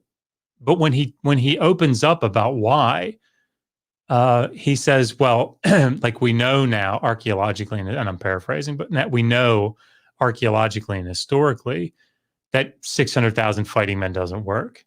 So we have to look for another explanation. See, for me, what you're describing is where we've come from, right? People coming at this and other biblical stories from that perspective. And the reason that we're where we are today is because people excavated at Jericho, people excavated at Heshbon, people excavated at Dibon, people excavated at Arad, and they went, okay, well, this doesn't fit, right? And so now the interpretive model has to shift. This is why we are where we are. So I don't think it's a question of, well, we want it to fit naturalistic means or something like that. It's what model best accounts for the data. And if you have later data, and I'm in no way an expert on Greek and Roman historians, I'm the last person you should ask about that. But when you have later data like that, and you compare it to the archaeological data as it stands, oh my God, that's adorable. I'm just not going to look at your screen right now, Meg. That's what I'm kidding. Now you have to come up with this adjusted model. It's the reason that we're in a mainstream position of the 13th century. If there's historical reliability, if there's historical, background at all to the Exodus, that it's got to be a 13th century thing, right? That's why that's the mainstream position. It's because the 15th century became untenable. So. See, and I just want to point out, there's a large deal of agreement that I have with what you just said, because like for example, the Aleph thing. I mean, is it possible? Yes, but that's definitely not what it means. You know what I mean? Yeah, I agree. And so I hear a lot of what you're saying. Where I'm coming from, though, again, and don't get me wrong, I know this is a little different than the line of questioning that Mr. Sheffield was just asking, so I'm not going to pretend you weren't answering me or anything. It's because, this is a different line of questioning. But where I'm personally coming from here is like, I feel like if I were an atheist, I could make the exact same arguments I'm making right now, right? Because we do this with so many other sources all the time, right? Like the A Million Man Army in Herodotus's histories is nobody believes that. I don't know a single historian on the planet who would say 1 million Persians showed up at Thermopylae and attacked. But also, a lot of what Herodotus says is definitely taken to be true, because he was at least a semi-decent historian, right? And he has the ability to know what he's talking about, at least so we assume, and I guess we wouldn't say assume. So evidence suggests, right? And my only point, I guess, in saying that is, if we do go that far, right? If we do grant, let's say Moses is not miraculous at all. Let's say that the numbers are very clearly exaggerated. And let's say if there was natural disaster, it was natural at best, if it existed at all. Is it still true for us to say there is good reason to believe that a large meaning in the thousands, not hundreds of thousands, right? That a large number of Semitic slaves who we might consider to be Proto-Hebrew left Egypt around the 15th to 13th century. I'd personally take the 15th century date. And I think there definitely is, right? We do know they were there. We have large numbers of Semites in the Goshen region. And then we do know that they left at some point. We don't really know why or how, but there's conflicting theories. At least partially, we know that the Hyksos were driven out, but that's not all the Semites. It's just some of them, right? But we don't exactly know how. We know that they were there. We know that they left. We know a lot of them were slaves. Like we have slave lists that include Hebrew names like Asherah and Jochebed and Dawid and stuff like that, right? So do we have reason to believe that minimalist version of an Exodus occurred? I think we definitely do. And I think the ways I'm concluding that are no different than the ways I would conclude Thermopylae happened, Gilgamesh was a king, the Trojan War really happened, right? Even though I don't grant that the kingship descended from heaven, or there's 1 million Persians who showed up, or that Achilles actually was dipped into the river Styx or anything like that. You know what I mean? And so I guess. Go ahead. Yeah. So let's take the Gilgamesh example because that's something that I can comment on. Right. Without feeling like I'm leaving my area of expertise, which is not something I want to do. If we use that analogy, it's absolutely true that I think that Gilgamesh was a real king of Uruk, in the mid-3rd millennium. But I think the analogy would then extend, at least in this debate, it would then extend to, all right, how much of the Epic of Gilgamesh can we prove to be true? And I don't think it follows, right? I don't think it follows that if he was an actual king, that then we have to look for the historical kernels of something like the Epic of Gilgamesh or the Sumerian, individual stories that built up around him. See, I'd say I partially agree. And let me just explain, because I think you're definitely right in the sense that, and just to give an example that everyone knows of, right? George Washington did not cut down a cherry tree. It's a myth. It didn't happen, right? So I certainly hear you there. I think the kernel of truth might be Gilgamesh was a ruler who was legendary in nature, who did potentially something in a natural disaster. Given the Epic of Gilgamesh has to do with a deluge, that caused him to be remembered in such a way that people were writing legends about him. Even if that's as far as you go, that's still a decent amount of evidence, right? That's still it gives us an idea. Maybe we can expect a flood to be around his time or some other kind of natural disaster. We can expect potentially, if we get more evidence, to see maybe other legends about him, because it appears that he very much left an impression on the Sumerian people. You know what I mean? And so there is still a lot of evidence we could deduce from that. And if I were to just keep my skeptic cap on, I can grant that it doesn't follow the Exodus may have happened, therefore, or even Moses may have existed or anything like that. Therefore, we have to take the Torah whole hog. I'll totally grant that. And I'd even say that's a different argument, right? We could come here and have a different debate on the subject. Are the numbers of the Exodus accurate, or was Moses a prophet of God or something along those lines, right? But as far as just the bare minimalist claim, you said that you do think there's probably good evidence to believe Gilgamesh was a real king of Uruk. And I'd say that's all as far as I'm going in this debate, is that I think there is good evidence that Semitic slaves left in a semi-decent large number, large for the time, right? and went into Exodus, and that's went to Israel, excuse me, and that's what we could define as the historical Exodus. So let me say this. So I think we've got to be careful about distinguishing between what verisimilitude in the story suggests, and I'm really sorry, that's my 3-year-old, and how far we can push that into the story. And what I mean by that is, like, Dr. Bryson can speak to this. We have Anastasia Papyri that from the New Kingdom, right? That talk about whether they're school texts and how much that pulls from their validity, or speaks to their validity or not. I think it probably, if it's anything like what we see in Sumerian texts, that it probably does reflect some sort of practice. But at any rate, if you have something like Papyrus Anastasia, 5 or 6, I always mix them up, where it talks about 2 slaves, that probably Canaanite slaves, are escaping from Egypt, and on their way out, they're taking a path that's very similar, it seems, on its face to maybe what the Israelites did, and they're being chased and they're being tracked, and there's border crossing, and like for 2, right? That sort of thing it's evidence that we want to use to say this gives some verisimilitude that slaves did escape. It would seem. It seems very likely that they did.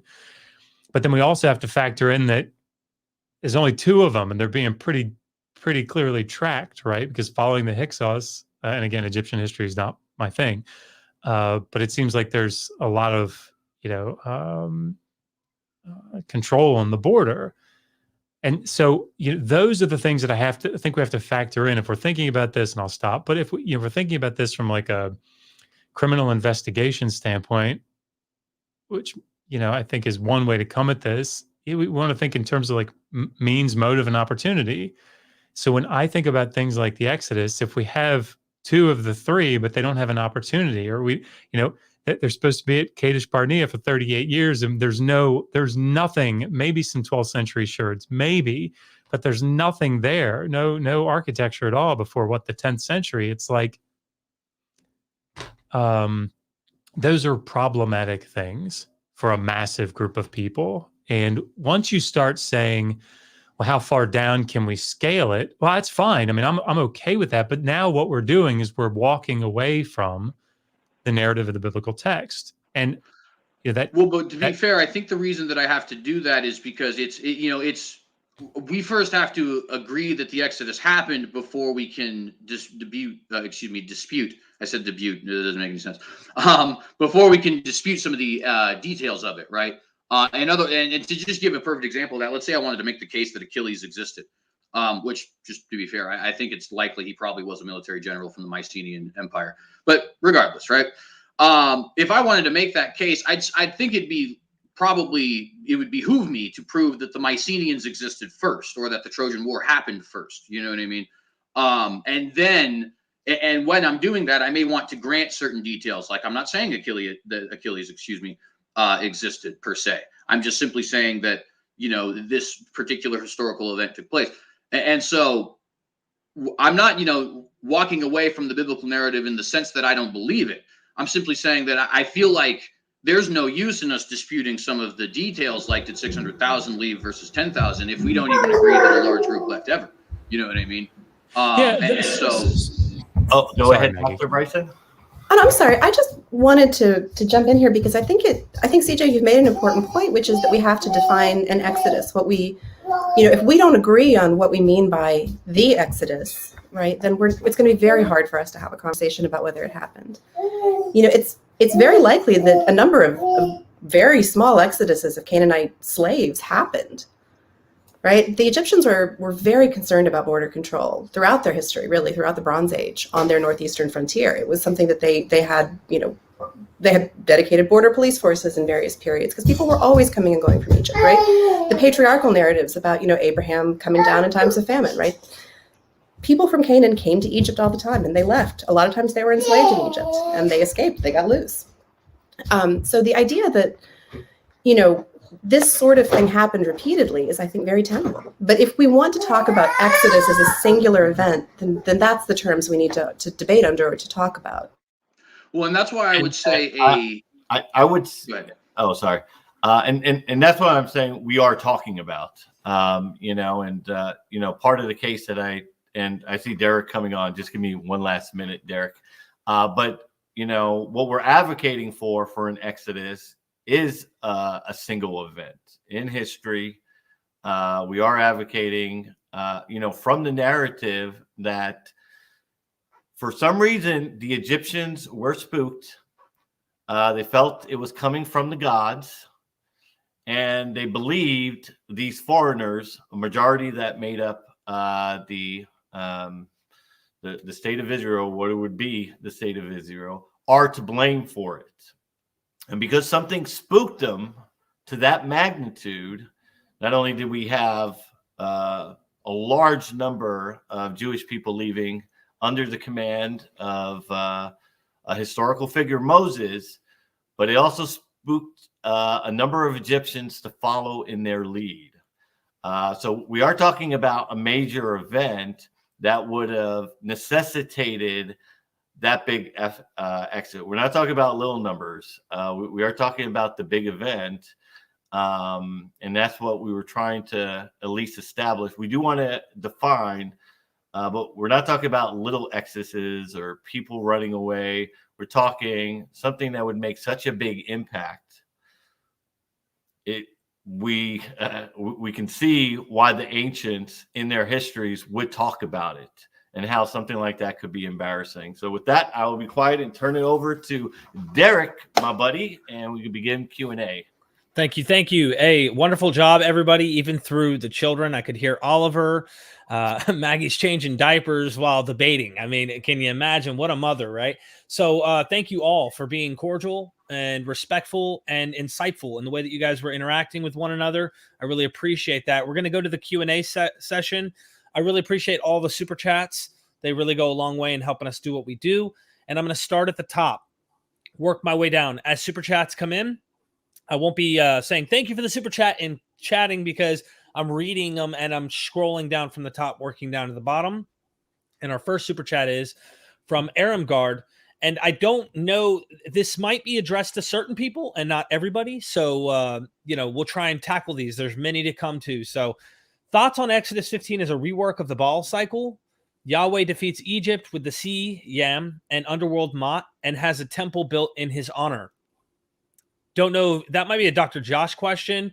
And I have noticed, just to make one quick jab, I wanted to say CJ seems to be the Fox kind of guy like me, where we just explore different things. So he's the Christian who sees things like this that most of the time you don't hear other Christians say. But anyway, if you have a comment, feel free, of course. But I think Dr. Josh might be one for this. Thank you. You want me to comment? Yeah, if you don't mind. So, yeah, I mean,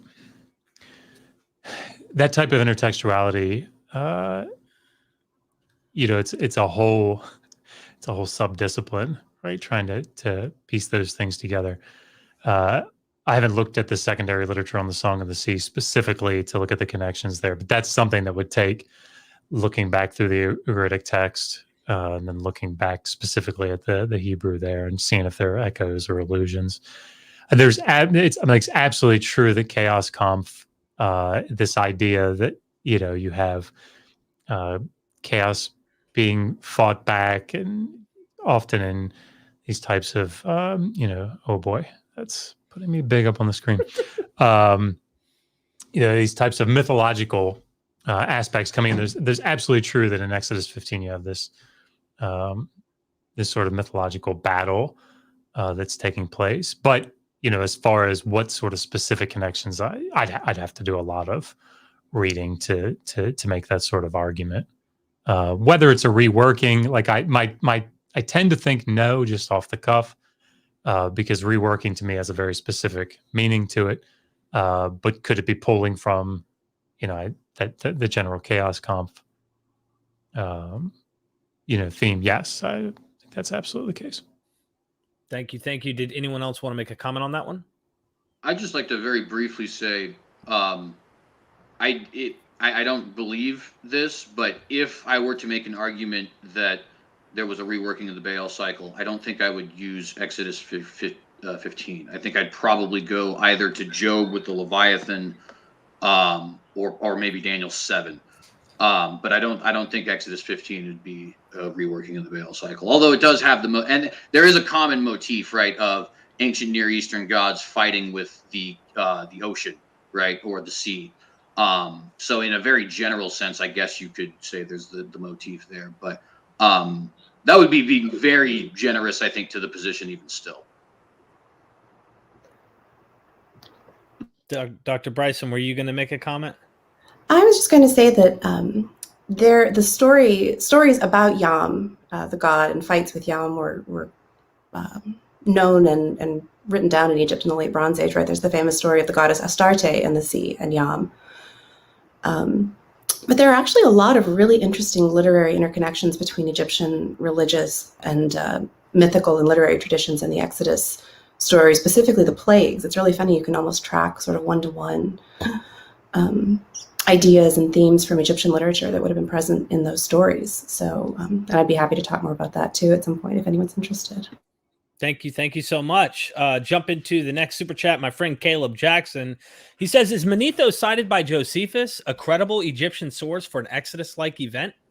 So, and I'll jump in first. So, once again, I think it does go to opportunity, what he had available to at the time. Now, Josephus, who is making his case, and remember, a lot of the Greeks, asked for, a history on the Jews. Romans are trying to better understand them. And, obviously Josephus' strategy, is to defend, what he feels like has been attacking the sacred tradition of the Jews. So, Josephus does do a good job with his quotations of Manetho in the sense that he said, okay, well, here's my source. Obviously, I can't read the Egyptian sources, but I do have a native-born Egyptian who was very fluent in the Greek learning. He says in Manetho's work that he translated from the native records. And if we tie that back to the Potomac area he was living in, this is the Greek conquest. The Ptolemies are open up all this data. The Egyptian priests were still there. The temples were still there. A lot more that we didn't have. There's the Library of Alexandria, all this learning coming in, all these scholars coming in. So I would say he is credible. He is an Egyptian. He is going to give it from his standpoint. So to discredit him, there was an opportunity. He was well quoted in there. So the question I have to ask is, why wasn't he attacked more? Josephus felt that he supported the elements, material facts in the Exodus narrative to justify their antiquity. He says he had the native records, and unless there's some disagreement, that period opened up a wealth of the Egyptian archives to not only the Greek scholars coming into the area, but as an Egyptian priest, he would have that information as well. And I don't know, Dr. Bryson, if you want to comment on that, since Manetho may be in your area of expertise. Well, I can certainly speak to the way that Egyptologists regard Manetho, which is to say that again, it's a real pity that we don't have Manetho's original work. The Egyptians in all periods were conscious of their own history. They looked to earlier records as a source of religious inspiration or authority, and they looked to earlier records as a source of sort of knowledge about the way the world should work, as a source of credibility. Various kings, right, might refer to the works of earlier kings as a way to kind of cement their own authority, right, associate themselves with earlier rulers. There was one of the sons of Ramses II is always called the first Egyptologist because, he actually sort of sponsored digs at Giza. He had excavations at Giza and, put his name on Old Kingdom statues that he had dug up because he was curious about the past. The Egyptians believed that the world was created in a moment called the first moment, right? The first instance. And they wanted to know what things were like then. And so they were always trying, the same way we are, to get back to ever deeper history. So Manetho, as an Egyptian priest, would likely have been, again, right, what we mean by accurate is I don't want to just sort of, throw in with Manetho entirely, because in terms of things like his chronology, right, so the number of years he attributes to various kings, there's a lot of corruption, a lot of problems with that text. But if Josephus is faithfully excerpting Manetho, then we can be fairly confident that there is that there is historical meat to those stories. And in fact, there are archaeological and sort of, our historical indications that a lot of the stories that Manetho is reported by Josephus to have told or to have written were fairly faithful accounts of Egyptian history.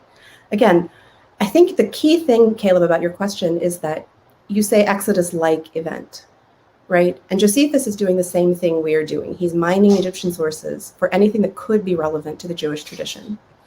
And so, yes, absolutely, there are things that happened in ancient Egypt that could have that historical kernel that the people who were compiling the Exodus narrative drew on. Okay, so real quick, I just want everyone to know we have many super chats. I'll try to work through them as best we can to get the topics addressed from you. So I don't want to push us because we have to, address them. But I wanted to let you know we have many in mind. So if we can get right to whatever the answer might be, that'd be good for both sides. Let's just keep moving because there's so many of them. RN, thank you so much for the super chat. The battles of Megiddo, Kadesh, Karshemish were in 1457, 1274, and 605 BCE. Egyptian part. No mention in Judges. Egypt remained active. HO to fingers crossed with Exodus. I'm not really sure, but Like how to reconcile with the Exodus, I think probably is the idea. Okay. Yeah, I mean, like there was a recent lecture series interview that Israel Finkelstein did down at the Albright Institute, I think is where he's at. But yeah, I mean, he brings this up quite a bit when he talks about it. Is like, the biblical texts don't seem to know that Egypt was in charge of Canaan, right? It seems sort of foreign to the text. Like there's no memory of Egypt being so firmly in charge of Canaan. So yeah, I mean, I think these are problematic things. Yeah, I would say it is interesting, certainly, that it's not mentioned, especially since, by my reckoning of the chronology, I think the Battle of Megiddo should have happened. Actually, Megiddo and Kadesh, I think, should probably have happened during the period of the Judges. And I'll admit that's rather strange. There are two things that I would say. Well, I guess Megiddo might be a little bit before the period of the Judges, but Kadesh definitely would be in the period of the Judges. I'd have to look back at the exact date of Megiddo is because I'm not really remembering. Perhaps somebody can remind me of that. At any rate, I know it was almost the third. At any rate, what I would say about that is, number one, I don't think that I don't think it would necessarily be a problem if the Israelites were not necessarily in conflict with Egypt. In other words, if Egypt is not going there to fight Israel, it could be just an army passing through to go take on some of the rebellious Canaanite tribes that have nothing to do with the Hebrews. I think the area has evidence enough that it was disunified, that such a thing could be the case. Even the Hebrews themselves were disunified, so they could be attacking ones and not attacking others. And because of that, a certain history, if it's told from the perspective of a certain group of people, just may not find the event relevant because it's not relevant to their history in particular. Another thing that I think would be interesting to note is we don't have really, I guess, complete evidence of the Egyptian chronology, right? And I want to be very careful here because I'm not by any means an expert on this, but I just know that there's a low chronology, a high chronology, and a new chronology, as well as other different chronologies, right? And my only point in even bringing that up is just to say that each of those is going to give you a different pharaoh and a different historical context for what's actually happening at these particular times, even if only by a slight amount of time. Amenhotep or Thutmose or I forget, Dudamos, right, are three different pharaohs of the Exodus based off of the three chronologies that I just mentioned, right? My only point in saying that is just simply to say it could be that Megiddo and Kadesh are actually in such a period that it works with the biblical chronology, and we simply don't know enough to reconcile those things yet. I fully recognize that speculation, but I do think that it's possible. Thank you. Thank you. Everybody commented on that one? All right, moving on. Topic discussed, my friend Gary. Thank you for the super sticker. Really appreciate the help, Gary. Go subscribe to his channel too. He has a whole nother channel talking about all sorts of topics. So there's my plug for you, man. Thank you so much once again for the support. I appreciate it. Kirk Keys, I hope I'm saying your name correctly there. Thank you for the super chat. Do the Sea Peoples fit into the Exodus story in any way? Well, so they would in one way, right? Which is that the Philistine question, are the Philistines actually there when the Exodus happens? But other than that, I don't know how. I'm sure that Dr. Bryson, you could probably give more on that than I definitely could. I can jump in here and say that there are a couple of ways in which they do. First, as CJ mentions, right, the question of when the Philistines actually were present in Canaan is relevant there, right? The Philistines come from the Palisade, is the idea, right? One of these groups of people that settled on the Canaanite coast after spending some time at sea as marauders. But the way that the Sea Peoples usually come into the debate is when we talk about when the Exodus happened, right? There are sort of two points in time where the Exodus might have happened. One is around 1400 BC, 1450 BC, and one is around 1200 BC. Well, that question of the conquest, right, of Israel invading Canaan and laying waste to these Canaanite cities, archaeologists look for destruction levels to support that story. They look for evidence that an army attacked a Canaanite city. If we date the conquest of Israel, or conquest of Canaan by the Israelites to around 1200 BC, we would expect to find destruction levels in Canaanite cities that date to around 1200 BC. We do in some cases, but that's also the moment when the Sea Peoples were attacking coastal cities throughout the Mediterranean. So if you find a destruction level at a city in around 1200 BC, there's chances it's almost certain, right, that this is a Sea Peoples attack, not an Israelite attack. Right, I guess is sort of the archaeological perspective. Josh, correct me. Yeah, I mean, this is what makes this so complicated, right? Because Eric Klein has written very recently an updated edition of his book 1177.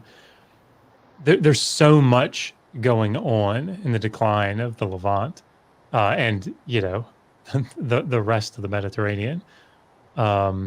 And it's certainly not my area of expertise, but so looking at these sorts of things becomes incredibly complex, which is why when you look at a site like Hatsura, there's a reason that they kind of have to go through the different steps. Okay, who could have done this? Could this have been the Sea Peoples? Could this have been, another Canaanite city? Could this have been something done by themselves? Could have been the Egyptians, right? And I think that the Sea Peoples, the reason that Ben Torres, I can't remember if it was Emre Yadin, but said that no, he didn't think it was the Sea Peoples because it's too far inland for that to be interesting to them. It's like, is it though? But that's the reason that you have to contend with that, is because there's it's so much more complex. And this is why historiography of this period is very difficult, because we don't have. For the Israelites, we have so little, right? Got the Mernepta Stila. So it's difficult. Really well put, Josh. Derek, you're on mute. Good reminder. I muted just in case, so that way you don't hear any background noise. A little siren was coming by. Moving to the next super chat, topic discussed. Gary again, thank you for the super chat. He says, Dr. Josh cleans up quite well. DQ Man of the Year. Right? Thank you so much. Let's continue on. Queen of the Heathen says, and thank you for the super chat. Why are Dr. Josh and Dr. Bryson so good looking? This is very important for my research. Thank you. I appreciate it. Once again, Gary's back with another super chat. He says, Dr. Josh and Dr. Maggie, professional, articulate, intelligent, respectful, and looking smoking hot. I think that's what they mean to say. I told you we were going to lose the attraction contest. Well, CJ is wearing a tie, so like he is competing in some sense. So yeah, I tried to at least put on my wife said I can't look crazy when I come on these things, so Thank you so much for those super chats. I appreciate the compliment, of course, to the guest. Converse Contender, thank you for the super chat. He says, Dr. J and Dr. B, can you explain why scholarship is important when discussing biblical issues? Asking for a friend, laugh out loud. Also glad to see all cordial. Thank you so much. Yeah, I think this was probably more at me. So one of the reasons that you'll hear scholars when they academics when they talk about a topic, if they haven't written their dissertation or they haven't done an independent project or something on it, one of the reasons that we start off with things like, look, the majority of scholars that are in this field argue X. People like to jump down scholars' throats for saying stuff like that. Well, who cares what the consensus says? Well, you should. And the reason that you should is not that it's necessarily right or that it's infallible or something, but there's a fucking good reason that they're saying it. Sorry. But I mean, I feel like that deserves an expletive there. There's a reason that all these scholars are getting together and saying, this is what we think about this. So I'll take something that's not on the table today. Like when I talk about slavery in the Hebrew Bible, that the reason that you talk about what scholars say about this is because it's everybody that's saying it. It's not just, liberal scholars or fundamentalist scholars or conservative scholars or whatever. It's scholars. This is what the consensus position is. So does that mean that it's right? No. What it means, though, is if you're going to go against it, if you're going to buck against it, there's a reason that PhD students write dissertations that often go against the consensus. When they do it, they have to spend damn near 5 years after their coursework studying that very specific topic and reading what everybody says about it. Because if you're going to buck against it, you damn well, but if you're going to come at the doctors, you better not miss. Right. And that's sort of the down and dirty way to say it. So that's why if I don't have an expertise on the Exodus, I don't have an expertise on Egyptian history. I don't have an expertise on any, like most of the stuff that I write on. I didn't write my dissertation on it. So we talk about consensus scholarship because look, here's what the secondary literature is. Here's what scholars say about this. Here are their arguments. This is why they hold to it. This is what you have to contend with. I'll jump in here too and say that when Josh says expertise, he's using that word loosely, right? Expertise in an academic sense is very different, right? Josh is extremely well informed with respect, you guys have figured that out, right? With respect to the Exodus and with respect to Egyptian history, right? When he says it's not his area of expertise, he means that he is not one of the handful of people in the world who can speak with the most authority to that subject, right? He can be well informed, right? In a level much beyond that of your average sort of, casual person of casual interest in a topic.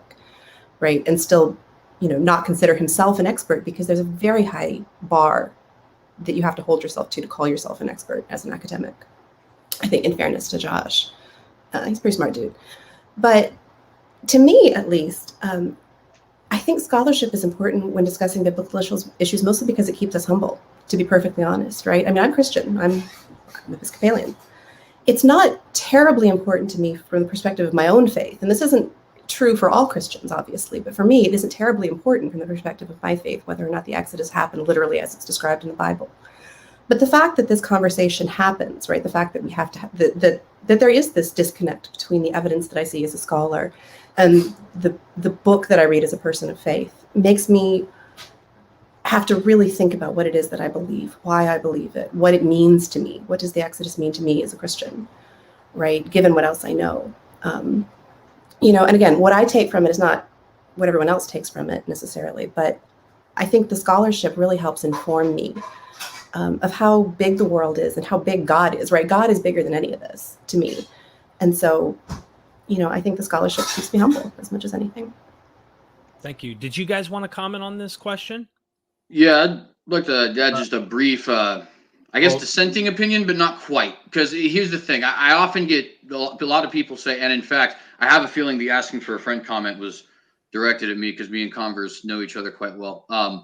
I have somewhat of a reputation of being anti-academic, and it's not true. I don't think that people shouldn't actually take any stock from experts or that experts don't know what they're talking about or anything like that. That's a major misrepresentation of my point. My only thing, though, is we have I don't know how to describe it other than idolatry of PhDs in this world, such that they can get away with almost everything. I'll give a perfect example. Idan Dershowitz, what he says about Leviticus is hilarious. Like, it's hysterical. I don't think you understand his argument, CJ. I've heard your video. I don't think you understand his argument. You don't. But sorry, it's utterly absurd. But and the fact that anybody takes him right? seriously is utterly absurd on its face. You don't understand his Everybody argument. knows what Leviticus says. You don't understand his argument. Just to be fair, when I've pressed you on that issue, Dr. Josh, you've even said, no, I'm not saying that what Dr. Dershowitz is true, even though in your videos you seem to imply that it is. And I don't want to get into the argument necessarily about whether or not it is. The point is that, like, that is something where it's like people are going to take this Leviticus 18 is actually implicitly accepting homosexuality thing seriously. Jesus Christ, you don't understand his argument, CJ. Use a different example. You don't understand his argument. Use a different example. I do understand his example, though, and we can give plenty of other examples. We can give plenty of other examples. I've already given the Hittite example, the Assyrian example, and so on and so forth. Real quick. Richard Carrier is another example. I mean, mythicists. I love Richard Carrier, by the way. I think he's a cool dude.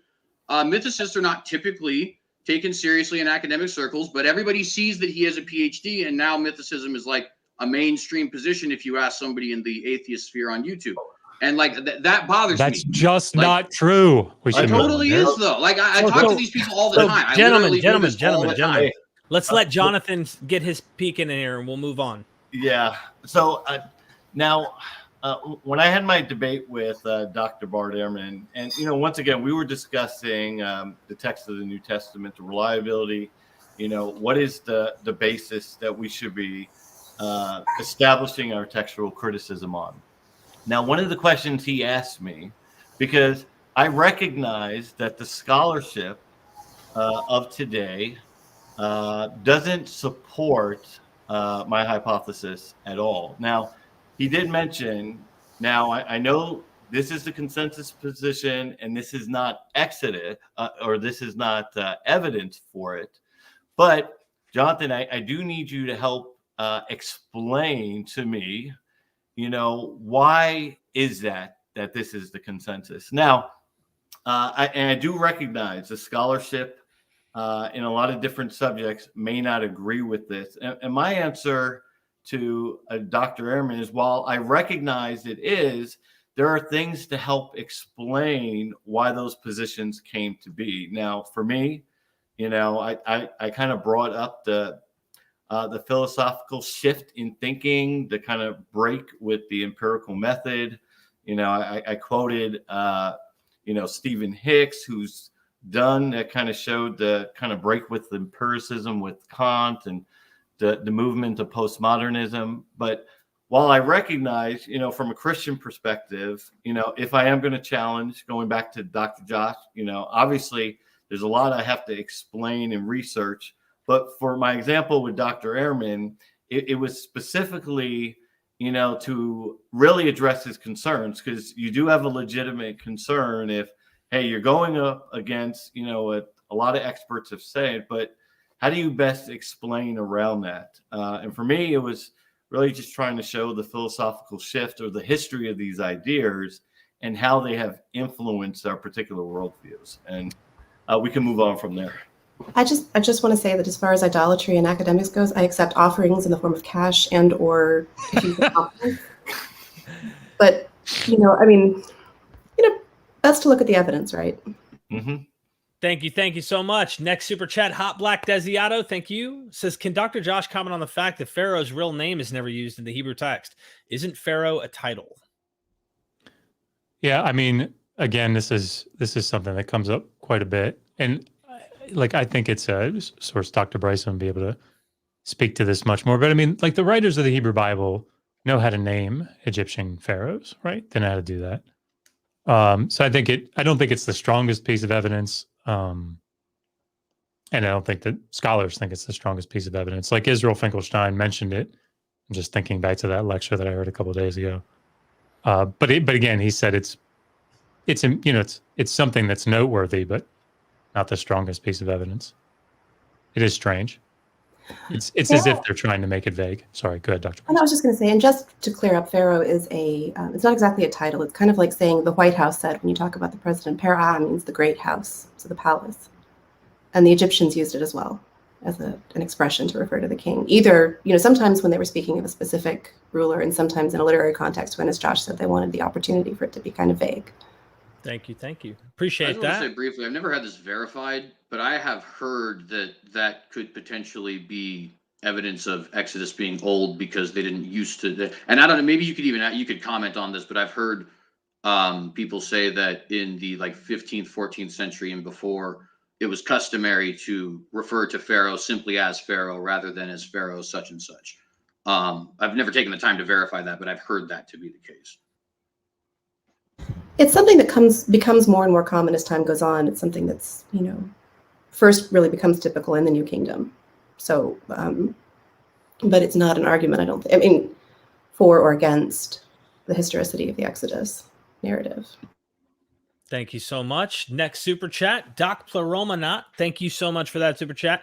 In Exodus 1:5, the clan of Jacob consisted of 70.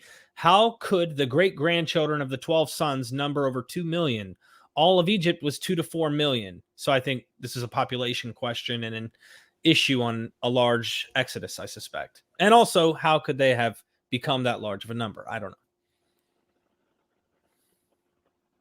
Anyone want to take I'm not it? personally here to defend the population numbers today. I could do that in another debate. I don't have a problem with them. I just think that it isn't necessarily relevant to this specific issue, just because I think that like I said earlier, I think coming at almost like a minimalist position as far as did the minimal facts of a historical Exodus event take place. I think that should be the first thing we argue about. And then at that point, once we agree that the event took place, then we can agree or start to dispute rather the details of the event. Is it 600,000 or is it something smaller than that? That's still very large, but not, I'll go ahead and defend the number real quick for Doc Pleroma.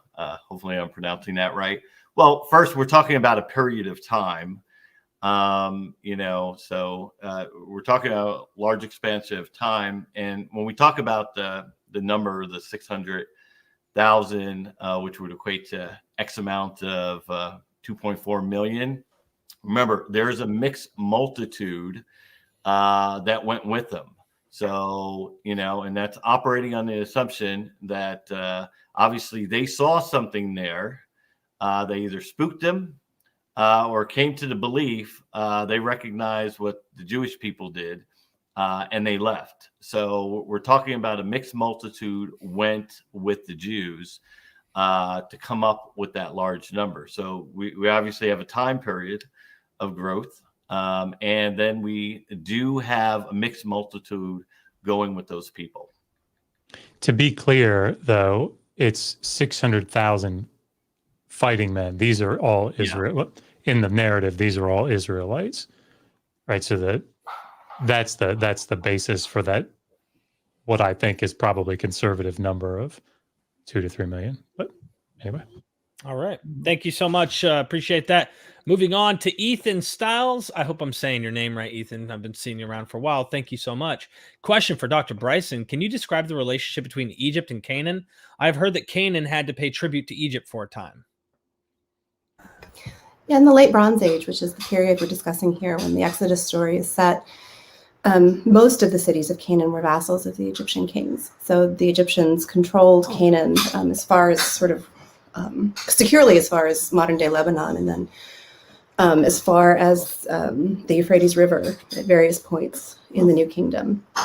There was always sort of back and forth among the empires of the region. So Mitanni and then the Hittites after about 1350 BC for the allegiance of most of those city-states. But Canaan, southern Canaan in particular, but up through the sort of central part of the Canaanite coast was filled most with Egyptian vassals of varying degrees of loyalty. And the Egyptian army would regularly march up through Canaan to kind of cement their authority, their presence in that area. And of course, being a vassal meant paying tribute and also supplying troops should there be conflict in the region on behalf of the Egyptians, things like that.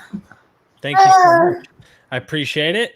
Next super chat, Gnostic Informant for the tip jar. Thank you, Gnostic Informant. Go subscribe to my friend Gnostic Informant Neil. I appreciate that super chat. Next super chat, Jay Schroeder. Hope I'm saying your name correctly. Great content, always interesting subjects. So thank you for just adding to the tip jar as well. I appreciate that. Next question, topic discussed. My friend Gary's back. Dr. Josh and Dr. Maggie, how does one go about checking their own biases?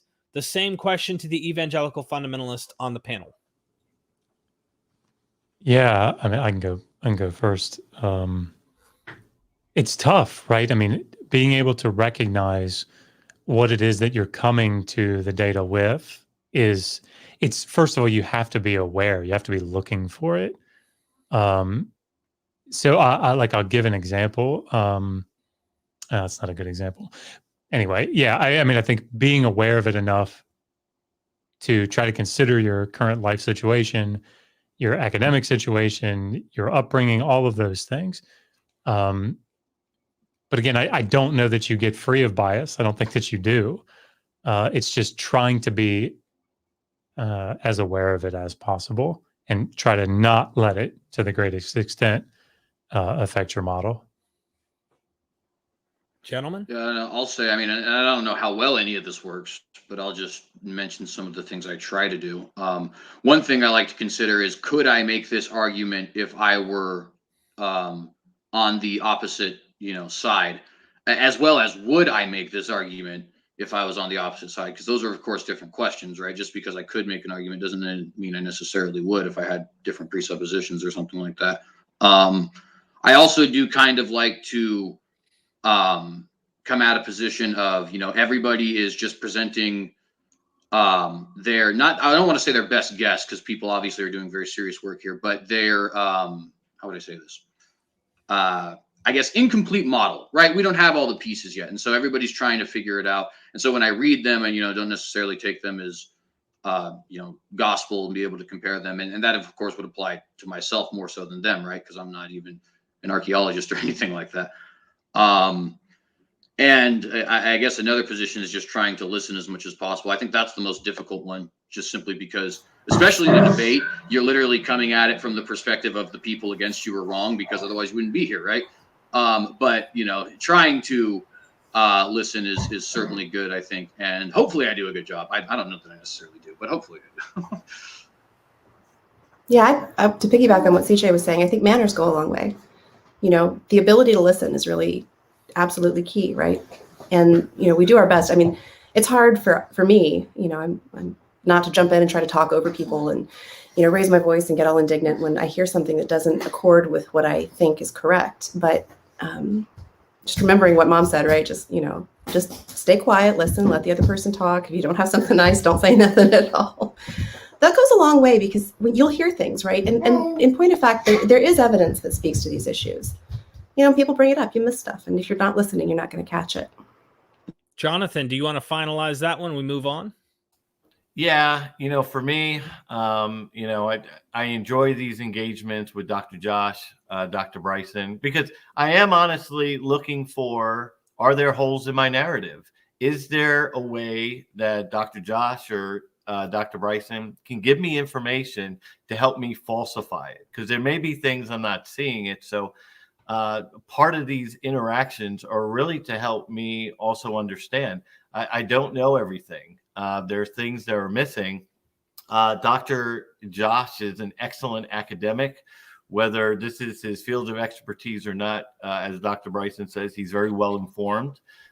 He's done a lot of great research in his education. So for me, this kind of helps me determine, I get to test my hypothesis against someone like Dr. Josh, who does have good information to share that may falsify these accounts. So the fact that Dr. Josh and Dr. Bryson is doing it helped me, really test these ideas that I have.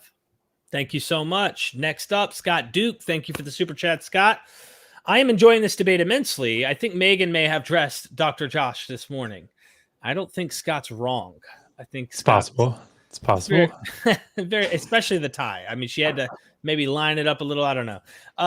Aramgard, I hope I'm saying your name correctly. Thoughts on the possible Egyptian origins of Moses' name? I believe there are some other Levites as well. So yeah, and actually, so I wanted to get to this in my opening, but unfortunately, with everything being deleted, I didn't get the ability to get my thoughts all concise. But that's one of, I think, the really good evidences of a historical exodus is you can see the name Moses, or at least what appears to be a cognate, in many of the pharaohs' names, right? Like Thutmose, Ahmose, even Ramesses, if you say it in its original tongue, which I could not do, but I think it's like Rameshisha or something like that. It sounds a lot like Moses, and there the Egyptologists, I think, say that the word there means son of, if I am understanding that correctly. Well, the Hebrew word means drawn out of, and while those aren't the same thing, you can certainly see how the etymology could go from one word to either of the two words, or even from one to the other if one came first. The first thing I was suggesting is maybe they have a common ancestor. But the point there just kind of being that I think that is a pretty solid evidence for a potential history behind the Exodus. And some of the other names include like Phineas, for example. I believe Pua, which is one of the Egyptian midwives, the Hebrew midwives in the Exodus. I believe that has Egyptian origin. And I think Aaron even as well is said to have some Egyptian history behind it. So I would say that is a very solid point to bring up, and I wish I would have brought it up earlier, actually. Any other comments before we move on? I think the Egyptologist probably should answer this one. Yeah, Moses is perfectly plausible as an Egyptian name. Mesu, right, means to be born, or to beget, or to bear. So the child of, or one born of, is a way of translating Mosa in Egyptian. And as CJ said, a lot of pharaohs' names included that element, right? So Thutmose is the one born of or begotten by Thoth, or Amun-Mosa is from Amun, right? So it's a perfectly plausible Egyptian name, but it's a nickname, right? It's not his whole name. Mosa would be part of an Egyptian name. And there are other, CJ, as you point out, Egyptian names in the Exodus story. And in the patriarchal story, there's the famous one, right, is Potiphar, which comes from the Egyptian Padi Pre, right? So the one whom the god Pre has given. And the fact that there are Egyptian names in the text is another one of these examples that you can point to, either as an indication that the text is historical, or as evidence that it's not, in that, like, using Mosa, which is a perfectly legitimate Egyptian name, but a nickname, is kind of like saying Pharaoh, right? It's kind of like if you named a guy Jack in a story, it could be anybody. Also Potiphar, right? Padi Pre, that form Padi, which means the one whoever has given, is very common in the Iron Age. So after 1200, 1100 BC, that name form becomes very, very common, using different gods.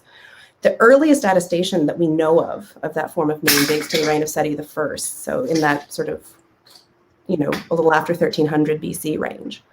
It's highly inconsistent with the mid-15th century date for the story, the patriarchal stories, the Joseph story, right? Right, or earlier, right, before the mid-15th century BC. But it would have been a very plausible Egyptian name to a reader in the Iron Age. So the Egyptian names in the Bible can go either way, from my perspective. And again, from my perspective, it suggests very much that the narrative is historicizing, but not historical. Thank you. I appreciate that. Next super chat, The Empty Cross. Any evidence that people knew about Moses before the Septuagint? Some scholars think the Exodus was fabricated just before its translation to Greek. I don't know. I don't think anyone on the panel thinks that, though. Do you? No, I think what we have from Philo of Alexandria, from Josephus, that they had already known about it. So this information was already out there. Obviously, they know about Moses before the Septuagint. A lot of ancient historians cite him. Obviously, Hecataeus's Egyptian history includes a Moses element, which places that before the Septuagint. And I think, as Josephus writes it in his opening, from the standpoint that, the Ptolemies came into power. They're ruling this civilization that's been around for a while. The Ptolemies did have jurisdiction over Judea as well. So they really wanted to understand the constitution of the Jewish people to better rule them. And, Josephus does go into his account explaining that they already have this information and they want to learn more about it. Hence, that was the key to begin this work at the Library of Alexander to get it at Alexandria to get that. So this information was known, at least on the basis of those empirical records, that they had already known about it. They just wanted more information since they're specifically dealing with them in Alexandria, that you had a large Jewish community over there. So they wanted to understand who these people were, and hence, get their records, do a translation of the law, because, it's one of the things that they were trying to understand about the Jews. They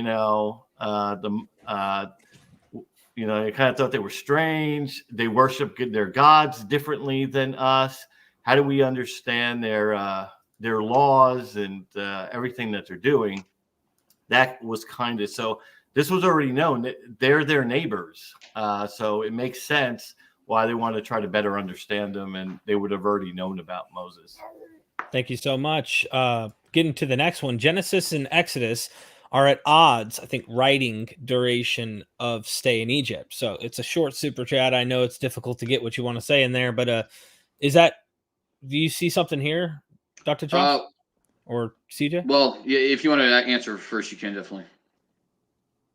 I mean, this is just a question of source material, right? So looking at how many generations, or is it 400 years or 430 years? It's a complicated question. I don't know that it doesn't really have tons of bearing necessarily here. Scholars would be in general agreement here that you have two different origin stories, right? For the nation of Israel, one's a patriarchal one and one's an Exodus origin story, and bringing them together. What? Yeah, and I certainly would, obviously would disagree with that. But to be fair, I don't know if it's necessarily where I would want to go with this answer, only because I think that I would want to explain the reconciliation just because I could do so very quickly. And of course, people can accept it or not accept it. But the Bible seems to be very consistent in interpreting 430 years as 430 years separating the Abrahamic covenant from the Mosaic covenant. And therefore, the 400 years of sojourn would be considered both in Egypt and in Canaan. Now, it is interesting to note that the Septuagint translation of the Bible actually says the sojourn in Egypt and Canaan, whereas the modern King James Bible does not add and Canaan. Whether or not one is original and the other isn't, I don't think is necessarily relevant, because what it indicates there is that the people at the time thought that this was implied, right? Thought that it was a sojourning in both Canaan and Egypt. And the rest of the Bible seems to demonstrate that if you count the generations, if you look at what separates the Abrahamic covenant from the Mosaic covenant, and other different references that you tend to have there. So I don't know that they are actually in contradiction, and I guess that's where I would end. Thank you. Appreciate it. We have a bunch of super chats I'm trying to push through. I know a couple of you have appointments at around 2, so please forgive me for trying to get us through these. Doc Pleroma, thank you again for the super chat. In Exodus 13:17, how could there be a Philistine to circumvent at this time? Philistines did not appear in the area until 1200s BC. In my opinion, I think that our understanding of the origin of Philistines is probably flawed. My reason for saying that is because the Bible seems to think that they were there. Forget the Exodus; they were there in Abraham's time, right? Which is an even bigger problem if you want to start talking about what does that jive with our current understanding of when the Philistines arrived. I would say that I think it's very likely that there was a proto-Philistine group in the region beforehand. In fact, it could be the case, and others have suggested this well before me. This isn't a unique idea to me, but it could be the case that the reason the Peliset were going to the Gaza region in the first place is because it was already a kind of colony or an area where there was a large number of Greek migrants, because the Peliset do appear to be from the Aegean area. And again, there are numerous people who have suggested that before me. I think it's actually kind of a shame. The only one that's actually coming to the top of my head is David Roll, but Doug Petrovich is another example. There you go. And a lot of the guys actually at ABR, Bryant Wood, and so on and so forth. They would be much better to ask the question than me, but that would be sort of my short, quick answer. All right. Anyone else? Brief answer to this as we move on. All right. Next super chat. Queen of the Heathens. Thank you for this super chat. Do Jonathan and CJ have any credentials? Number 2, CJ stated that getting a PhD wouldn't change his position. Doesn't this mean by default he's doing the exact retreat he was referencing earlier? And let's try to keep it as brief as possible, gentlemen. But yeah, how do you respond? I know in terms of credentials, in this particular field, that's why I call myself an Anglican autodidact. So I'm researched myself, but I do have my MBA. So I do have my master's degree. I do have my undergraduate. Obviously, it's in business and statistics and computer programming. I do a lot of data science. So that's where my educational credentials are in. Unfortunately, Dr. Josh and I are not debating data science or statistical models or forecasting or regression. So obviously, I'm not going to showcase any of my educational credentials. But yes, I do have my master. It's not in this field, so I don't think it would be relevant, except I had to do papers and sit down and get my degree by showing up and doing some work. So in that regard, but I don't advertise it because of the fact that I'm self-educated in this particular field. Yeah, and I'll just be very quick. So answer number 1, no, I do not have any credentials. Answer number 2, it wasn't a position of like assuming my position per se, or saying like the evidence couldn't convince me otherwise. Rather, what I was trying to communicate in saying that was my look at these documents, whether it be the Iliad or the Sumerian Kings List or the Bible, is not actually based in my religious faith. It's based in my understanding of how we should understand these ancient texts, which is very likely based in historical truth, even if not entirely historically accurate. I tend to be on the side that legends are more likely to be based in truth than not based in truth. To give an example of how that would apply, it seems to me, pure face value, I don't know much about this, but it seems to me more likely that there was a historical Heracles on which the legends are based than that he is a purely fictional character and people made up legends about him, right? That doesn't obviously mean he cut off the head of a hydra and 2 grew back, right? And maybe it's not even possible for us to deduce what is myth and what is not. But it just seems to me at face value to be more likely. And there are plenty of scholars who do take that kind of a position as well, although they would be very much more nuanced than I would. And that probably would change if I did have a PhD.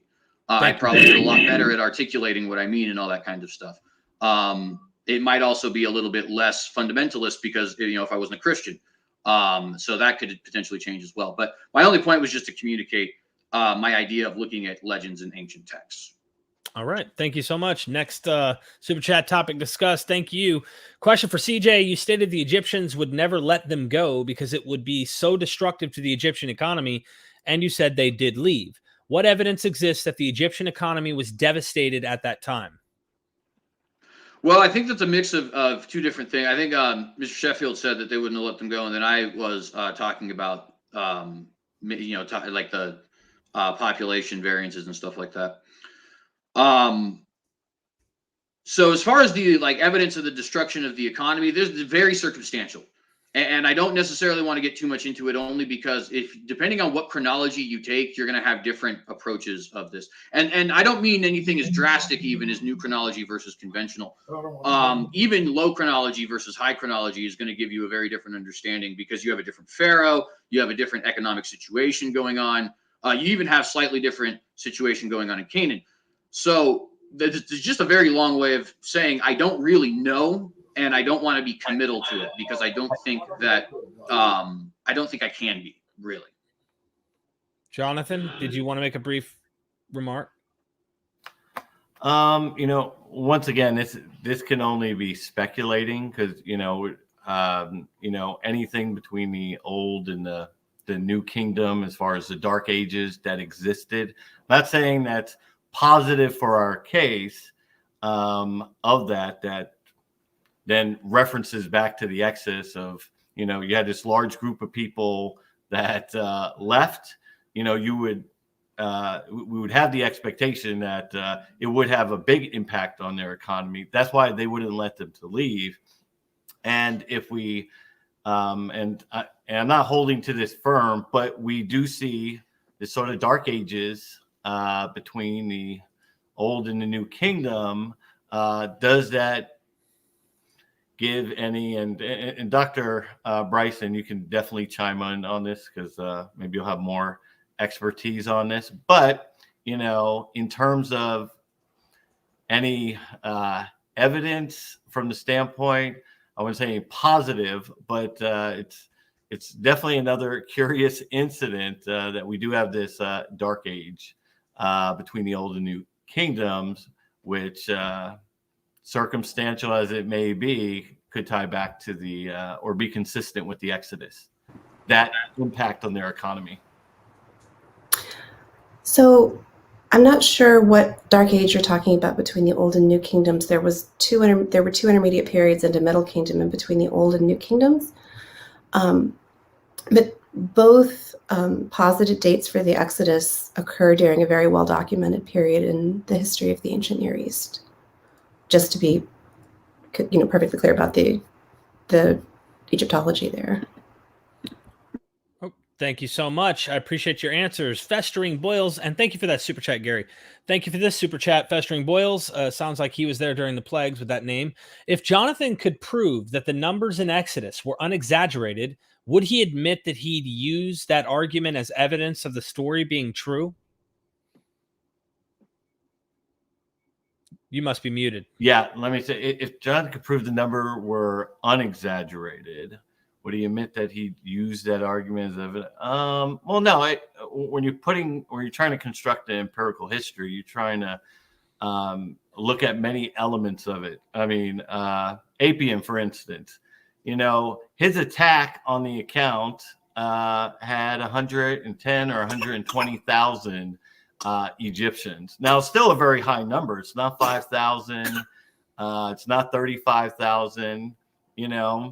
An Egyptian himself, at the court, said it was 120. That was his polemical attack to sort of discredit or inverse the amount. So, in terms of setting that baseline, it's difficult sometimes to look at numbers from the ancient sources and give. How close were they? But I wouldn't use it to be true per se. It's not just the numbers; it's all these other elements.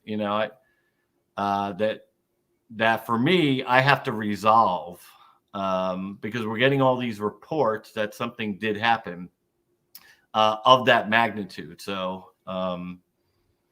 Hopefully that answers Festering Boils' question. Thank you. Gnostic Informant, thank you for the super chat. Is it possible that the Exodus is an allegory for Egypt losing stronghold in Canaan?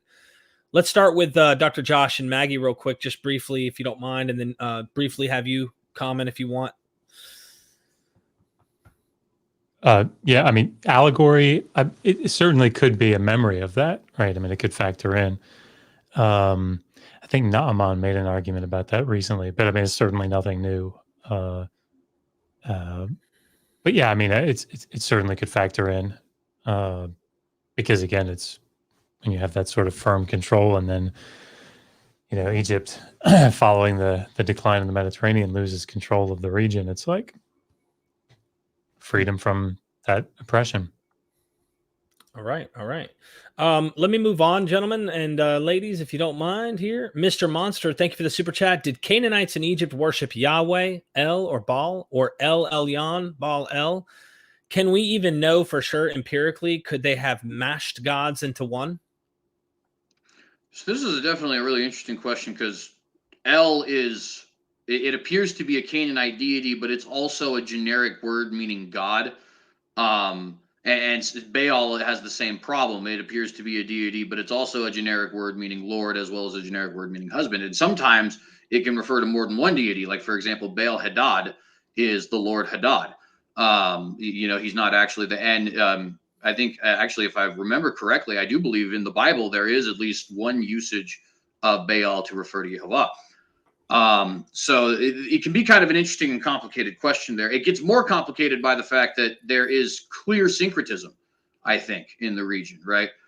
For example, we have, first, the Bible just says so, right? So we know that even from the Bible's own perspective, there was mixing of the Israelite religion with the Canaanite religion, right? But if we just, look at the archaeological record as well, we'll see like archaeological evidence of Yehovah and his Asherah, right? Which is like a wife named Asherah.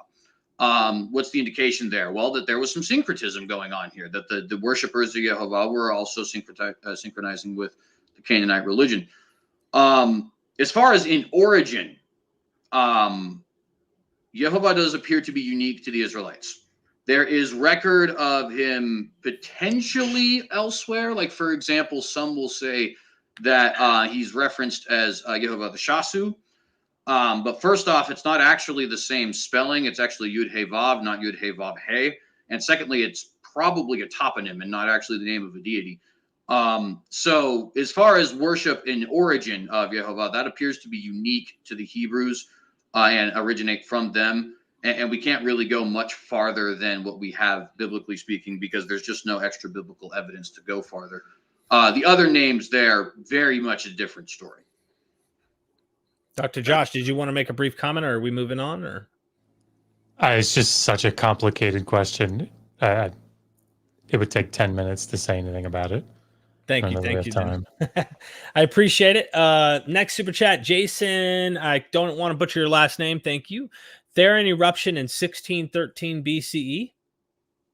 I personally don't think it has anything to do with it. If people are interested in that, the entire center section of the 2015 publication, Exodus from a Transdisciplinary Approach, that was the publication of a 2013 conference where essentially all the experts in the Exodus came together to discuss the topic. They discuss it from that, sort of naturalistic approach, trying to see these as the story still being describing actual events, but from a naturalistic perspective. And they talk quite a bit about that eruption. So, all right. And Jason comes back with House of Ramesses or name in 1613 BC. So I think this is actually probably a later redaction. This is just my personal opinion, but my view on the Torah is that it was probably originally written by Moses and has redactions later on, more than likely done during the 1000s BC, which is when they would have been using terms like land of Ramses and city of Ramses. The interesting thing about it is when we see these names, it does appear to be anachronistic to apply. Like, for example, the name of Avaris would not be Avaris, and it would be P. Ramses, the city in the general region, at least, because they're not actually the exact same city. And so it seems anachronistic to have a figure like Moses calling this place Ramses. At the same time, though, it's equally anachronistic to have somebody in the 600s BC calling the place Ramses, because they hadn't called it that for 300 years at that point. So it appears that there's a redaction of an original Torah sometime around the 1000 era BC. And interestingly enough, there is Jewish tradition that supports that, actually. There is Jewish tradition which suggests that Samuel and Joshua both, Samuel being around that 1000 BC period, did actually have minor redactions to the Torah. So it's not just something that is, pulled out of a hat per se. It actually does have historical precedent. So, Dr. Maggie, I know that you have an expertise in this direct field. Would you comment on that? Oh, you're muted. You're muted. Sorry. Can you tell me what the specific question was again, real quick? I'm Yeah. playing So catch up here. I think CJ kind of rabbit trailed into just the names that are being used anachronistically and things like that. But this Oh, I got it. House of Ramses were named in 1613 BC. I'm not sure what the 1613 date means. In 1613, so the volcano eruption, I think it is. Gotcha, the Thera eruption. So there's a series of cities in the Eastern Delta. So Avaris, right, which was the Hyksos capital. It's a Middle Kingdom settlement that becomes the capital of the Hyksos dynasty. That then this, at the beginning of the Ramesside period, so under Horemheb and later, this new site called Kontir becomes important. So they start sort of establishing an urban settlement there. And under Ramses II, that becomes the capital city of Egypt effectively. And it's named Pi-Ramesse, which means the House of Ramses. And a lot of people have tried to make arguments regarding an exodus or the date of a possible exodus on the basis of those settlements. There's not really any particular reason why in the Iron Age people wouldn't have known that Pi-Ramesse was, the Bronze Age name of that site. Monuments of Ramses II were still standing. They are still standing in the area. And it's true that if, the later text is referring to an event that happened in that area, they might have chosen the name Pi-Ramesses because these cities, and later, of course, Tanis, are all very close together.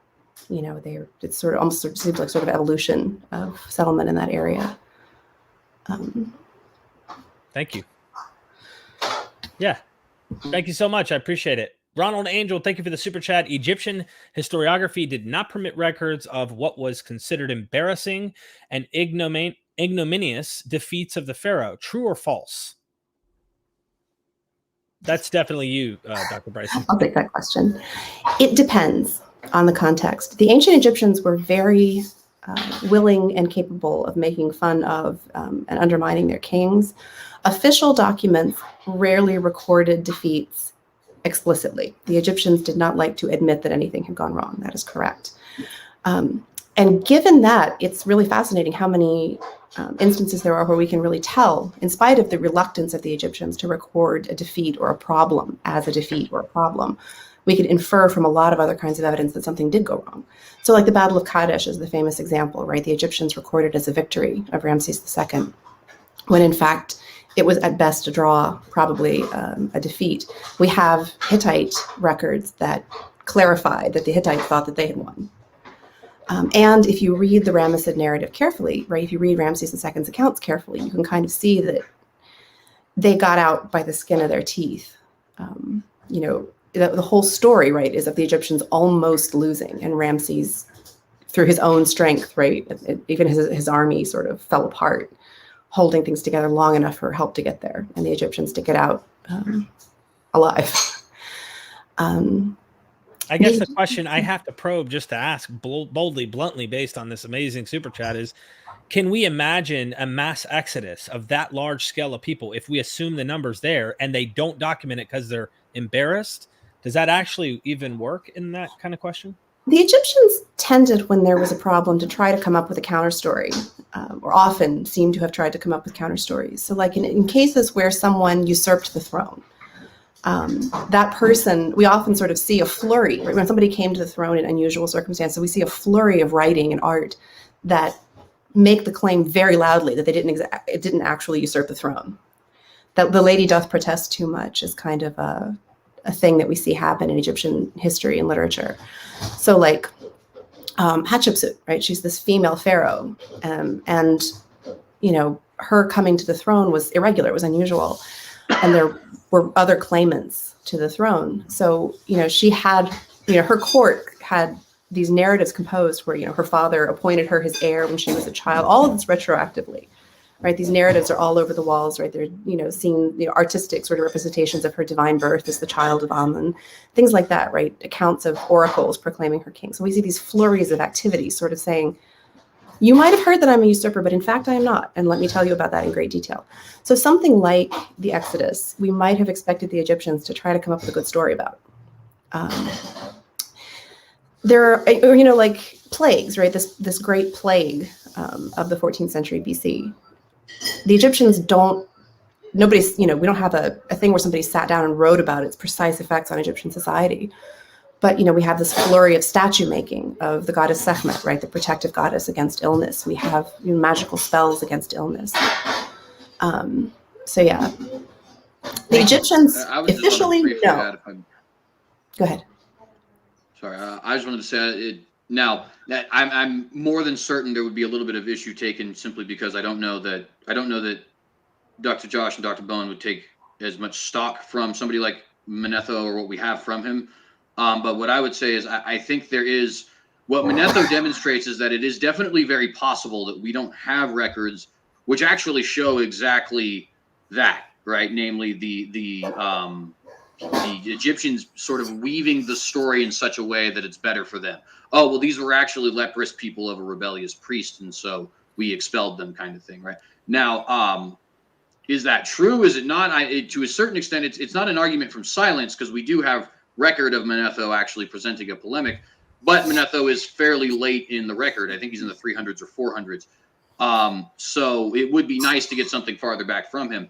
My reason for bringing him up would just be to say that I think it's likely we could actually discover some records which show Manetho was maybe drawing upon an earlier historical source, which did try to paint the Exodus in such a way that it wasn't embarrassing. There's still a lot to be found, and I think it's important for us to always kind of remember that. Thank you so much, everybody. I appreciate that. Crash the Party. I appreciate you, my friend, super chatting. And it's this question for Dr. Josh. When you decided on a suit today, were you deciding to also not get into a street fight?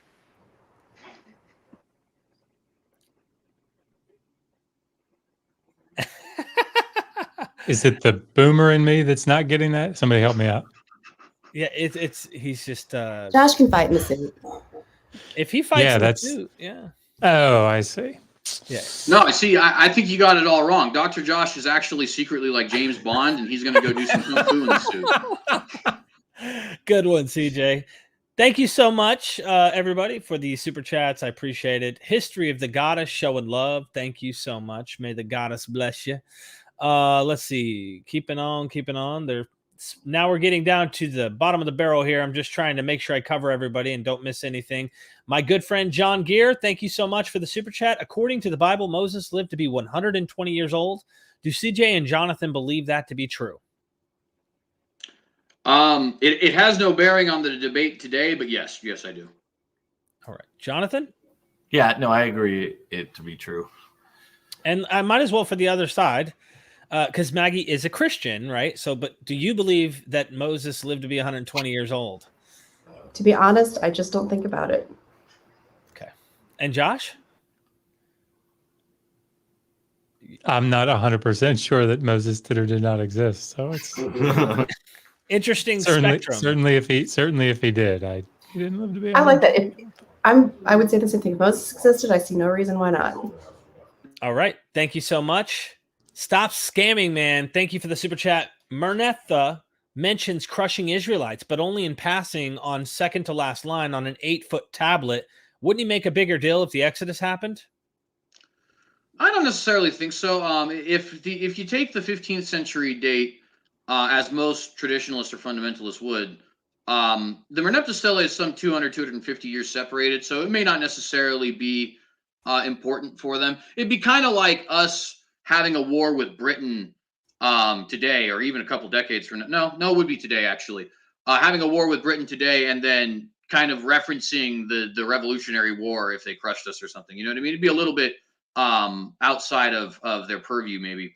But that being said, what the Mernepta Stela, I think, does demonstrate is by the 13th century BC, there is a singular group of people who are one cohesive culture who can be called Israelite. And I think that's very important because a lot of people for a long, Israel Finkelstein used to say that they developed in like the 9th or 10th century. I don't think anybody would make that position anymore. In fact, Dr. David Falk has said very recently that a lot of those kinds of positions are kind of being done away with. And I don't know how right or wrong that is, but that, that's at least one expert in the field who seems to be arguing that is the case. So let's be clear.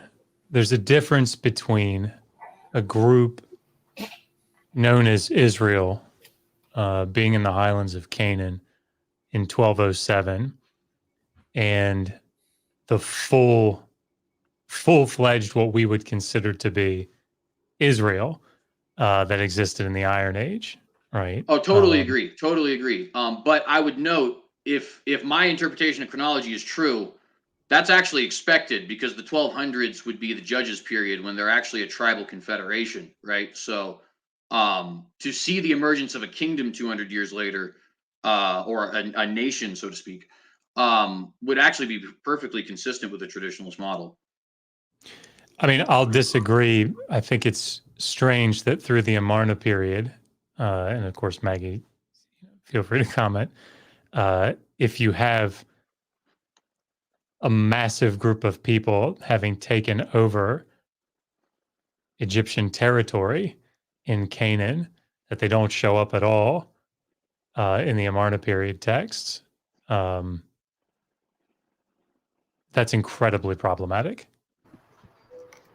I agree. If it were a coordinated campaign, if an army, even not an army thousands strong, right? The Amarna texts talk all the time about Apiru, right? These sort of stateless people who, harassed or harried the local rulers of Canaan, right? So the Canaanite rulers will write to the Egyptians saying, "Hey, we've got problems with the Apiru, send us some troops." The Egyptians were well aware of what was going on in Canaan at the time. And were there a people called Israel, who called themselves Israel, making trouble in Canaan at the time, chances are that they would have showed up under that name. Unless, you want to think of this Apiru phenomenon. Yeah, and again, there's good reason, right? Right, Josh? Kyle McCarter talking about David as an Apiru ruler back in the day. And, there are people who have argued that this Apiru phenomenon may have contributed to the origin of the Israelite state. But, we would have expected them to show up. Yeah, and I mean, when these local rulers are writing to the Pharaoh in the Amarna letters, it's not like send thousands and thousands of troops to deliver us. It's send 50, right? Send 50 soldiers, and they'll take care of it. So, these are all things that make this an incredibly complex discussion. But sort of coming at this, I think, holding one text and saying, let's see if we can make this text, continue to work. I think that's problematic. You're muted. Derek, I think you're on mute again. I think I did that because I had to give my wife a smooch, and I didn't want you all hearing. So Stop Scamming Man is back. He says, why doesn't the Bible mention Egypt seizing the Near East in 1458 BC and holding it for centuries? Well, the seizing is just probably before the Exodus actually happened. If it's 1458 BC, I think people usually date the Exodus to about 1446 if they're doing a late date. Now, are we committed necessarily to a specific date? Well, when you have chronologies that are up in the air, I guess it's not a good idea, right? So maybe not. But it is entirely possible that this just happened before the Exodus occurred, and that it seems to be likely if you just take a straightforward interpretation of the chronologies. Now, as far as Egypt being in control of the region, I think many have argued before me, like ABR, David Roll, and others, Dr. David Falk, and so on and so forth. They would argue that Egyptian power, again, it really is very dominant in the lower region, like Sinai and the Negev, and the coastal regions, but not so much in the Judean highlands. It's not that they don't have control there. It's just that it's not quite as defined as it would be elsewhere. And the Hittites sometimes take control. The Assyrians sometimes take control. Sometimes they're even kind of independent for a small period of time. And so I think that would be probably a main reason for it. Although, there is kind of reference to it in a sense, which is that, Solomon kind of appears to be a vassal of Egypt. If we read the Bible straightforward, I mean, he has a wife who's a pharaoh. I don't think a pharaoh is just passing out wives to people. But he marries the pharaoh's daughter. I think that might indicate he would be some kind of a vassal or something like that. And so there's little indications there potentially. But yeah, that's all I'd say. All right. Are we moving on or? All right. Thank you so much for that. Appreciate it. Topic discussed. My boy Gary, thank you for the super chat. Dr. Maggie, is there evidence that Egypt experienced an economic destruction due to the loss of a large number of slaves during the time of Exodus? No. That's an easy one, no. Awesome. And I just say, I think it for our position, it certainly depends on who you ask. Like, for example, I think Inspiring Philosophy would say, no, we don't have that evidence yet. I think a lot of people at ABR would say, yes, we do have evidence like that. I am certainly not qualified to give you anything there, so I won't contend for it per se. And if you wanted to point to any of the specific, items of evidence that they would bring up, I'd be happy to address them. But from my perspective, the answer there is no. All right. Thank you so much. Danny, Phil And Top. if I could, sorry, just real quick. And Dr. Bryson, what is your, as far as a chronological period of Egyptian history, what is your focus? The New Kingdom period into the Third Intermediate period, so the end of the Bronze Age and the beginning of the Iron Age. I just wanted to point that out to everybody. Thank you so much. I appreciate your comments, everybody, in these super chats. Danny at Phil. Did you want to comment again on that, Maggie? No, I just wanted to say, right, there are instances, right, of turmoil, of economic downturn that occur right throughout the period, but to attribute any of them to a mass exodus of slaves is, I think, well beyond what the evidence can support. Thank you so much. Appreciate it. Danny at Phil Talk. Go subscribe to Phil Talk if you want to talk philosophy. Thank you for the super chat, my friend. Can Dr. Josh account for the transcendental necessity? This guy hijacking this Q&A. You're funny. Dr. Josh account for the transcendental necessity of thought given the preconditions of the Platonic state of his own universal existence. Danny, listen, his Kantian metaphysics don't supply the intelligibility necessary to substantiate the ultimate grounding of all being in three-dimensional existence of this plane. So, to I'm that. going to get a t-shirt that says Josh for Prime Mover. Thank you, Danny. Appreciate the little bit of humor here in the middle of all of this. Considering, is it Phlebas? I hope I'm saying that right. Hi. The Old Testament knew about the Hittites who lived circa 1700 to 1500 BC, I suspect. Isn't it possible it also preserved the other historical information from such antiquity? Yeah, so I would encourage, considering Phlebas, to go pick up, I don't know, like just go to David Friedman's. It's just because it's accessible. Anchor Bible Dictionary. Just look up the Hittites and read through it and see what the article says about when you get to the usage of the term Hittite or Amorite or Canaanite. How is it used in the biblical text? And does it refer to the Hittites that we're referring to? Awesome. Well, ladies and gentlemen, thank you for being patient with me getting through all the Q&A. I think we're wrapped up on all the questions, super chatted questions, and any final statements. Don't be too long because everybody's got things to do today. But if you don't mind wrapping this up with a final statement from each of you. And ladies first. That's yes. Yeah. I enjoyed talking with you all and hearing the questions from your audience, Derek. I do think it's an important thing to keep discussing, and I'm glad that we can have these conversations, regardless of anyone's credentials or background or perspectives. It's important to a lot of people, and so I'm always happy to talk about it and share whatever it is that I can contribute. So thanks for this opportunity, and I wish your audience well. Happy holidays. You too. Let's with Dr. Josh. Yeah, I agree. I don't think that this is a topic that I'm sure there are some, but I don't think most scholars would hold that this is some sort of an elitist thing that only they should be talking about. And I'm actually really happy to see that, people are doing the research and trying to engage with this as, utilizing what sources that they have. Again, as I always say in these types of conversations, at the end of the day, check your conclusions, right? I know I talk a lot about consensus scholarship, but the reason that I do that is because there are people that dedicate their lives to these topics, and it's incredibly valuable what they say about it. So whatever position you end up holding, make sure that it, that it accounts for and respects the models that, first of all, the data that they're using, and the models that they're then utilizing to, account for those data. So, All right, CJ or Jonathan? Yeah, I'll just say a couple brief things. First off, I definitely want to thank Doctors Bowen and Bryson for taking time out of their day, because while I certainly appreciate the graciousness you guys give, I am a YouTuber who just struck 700 today with no credentials whatsoever, who has very clear fundamentalist bias, and you could have just, nope.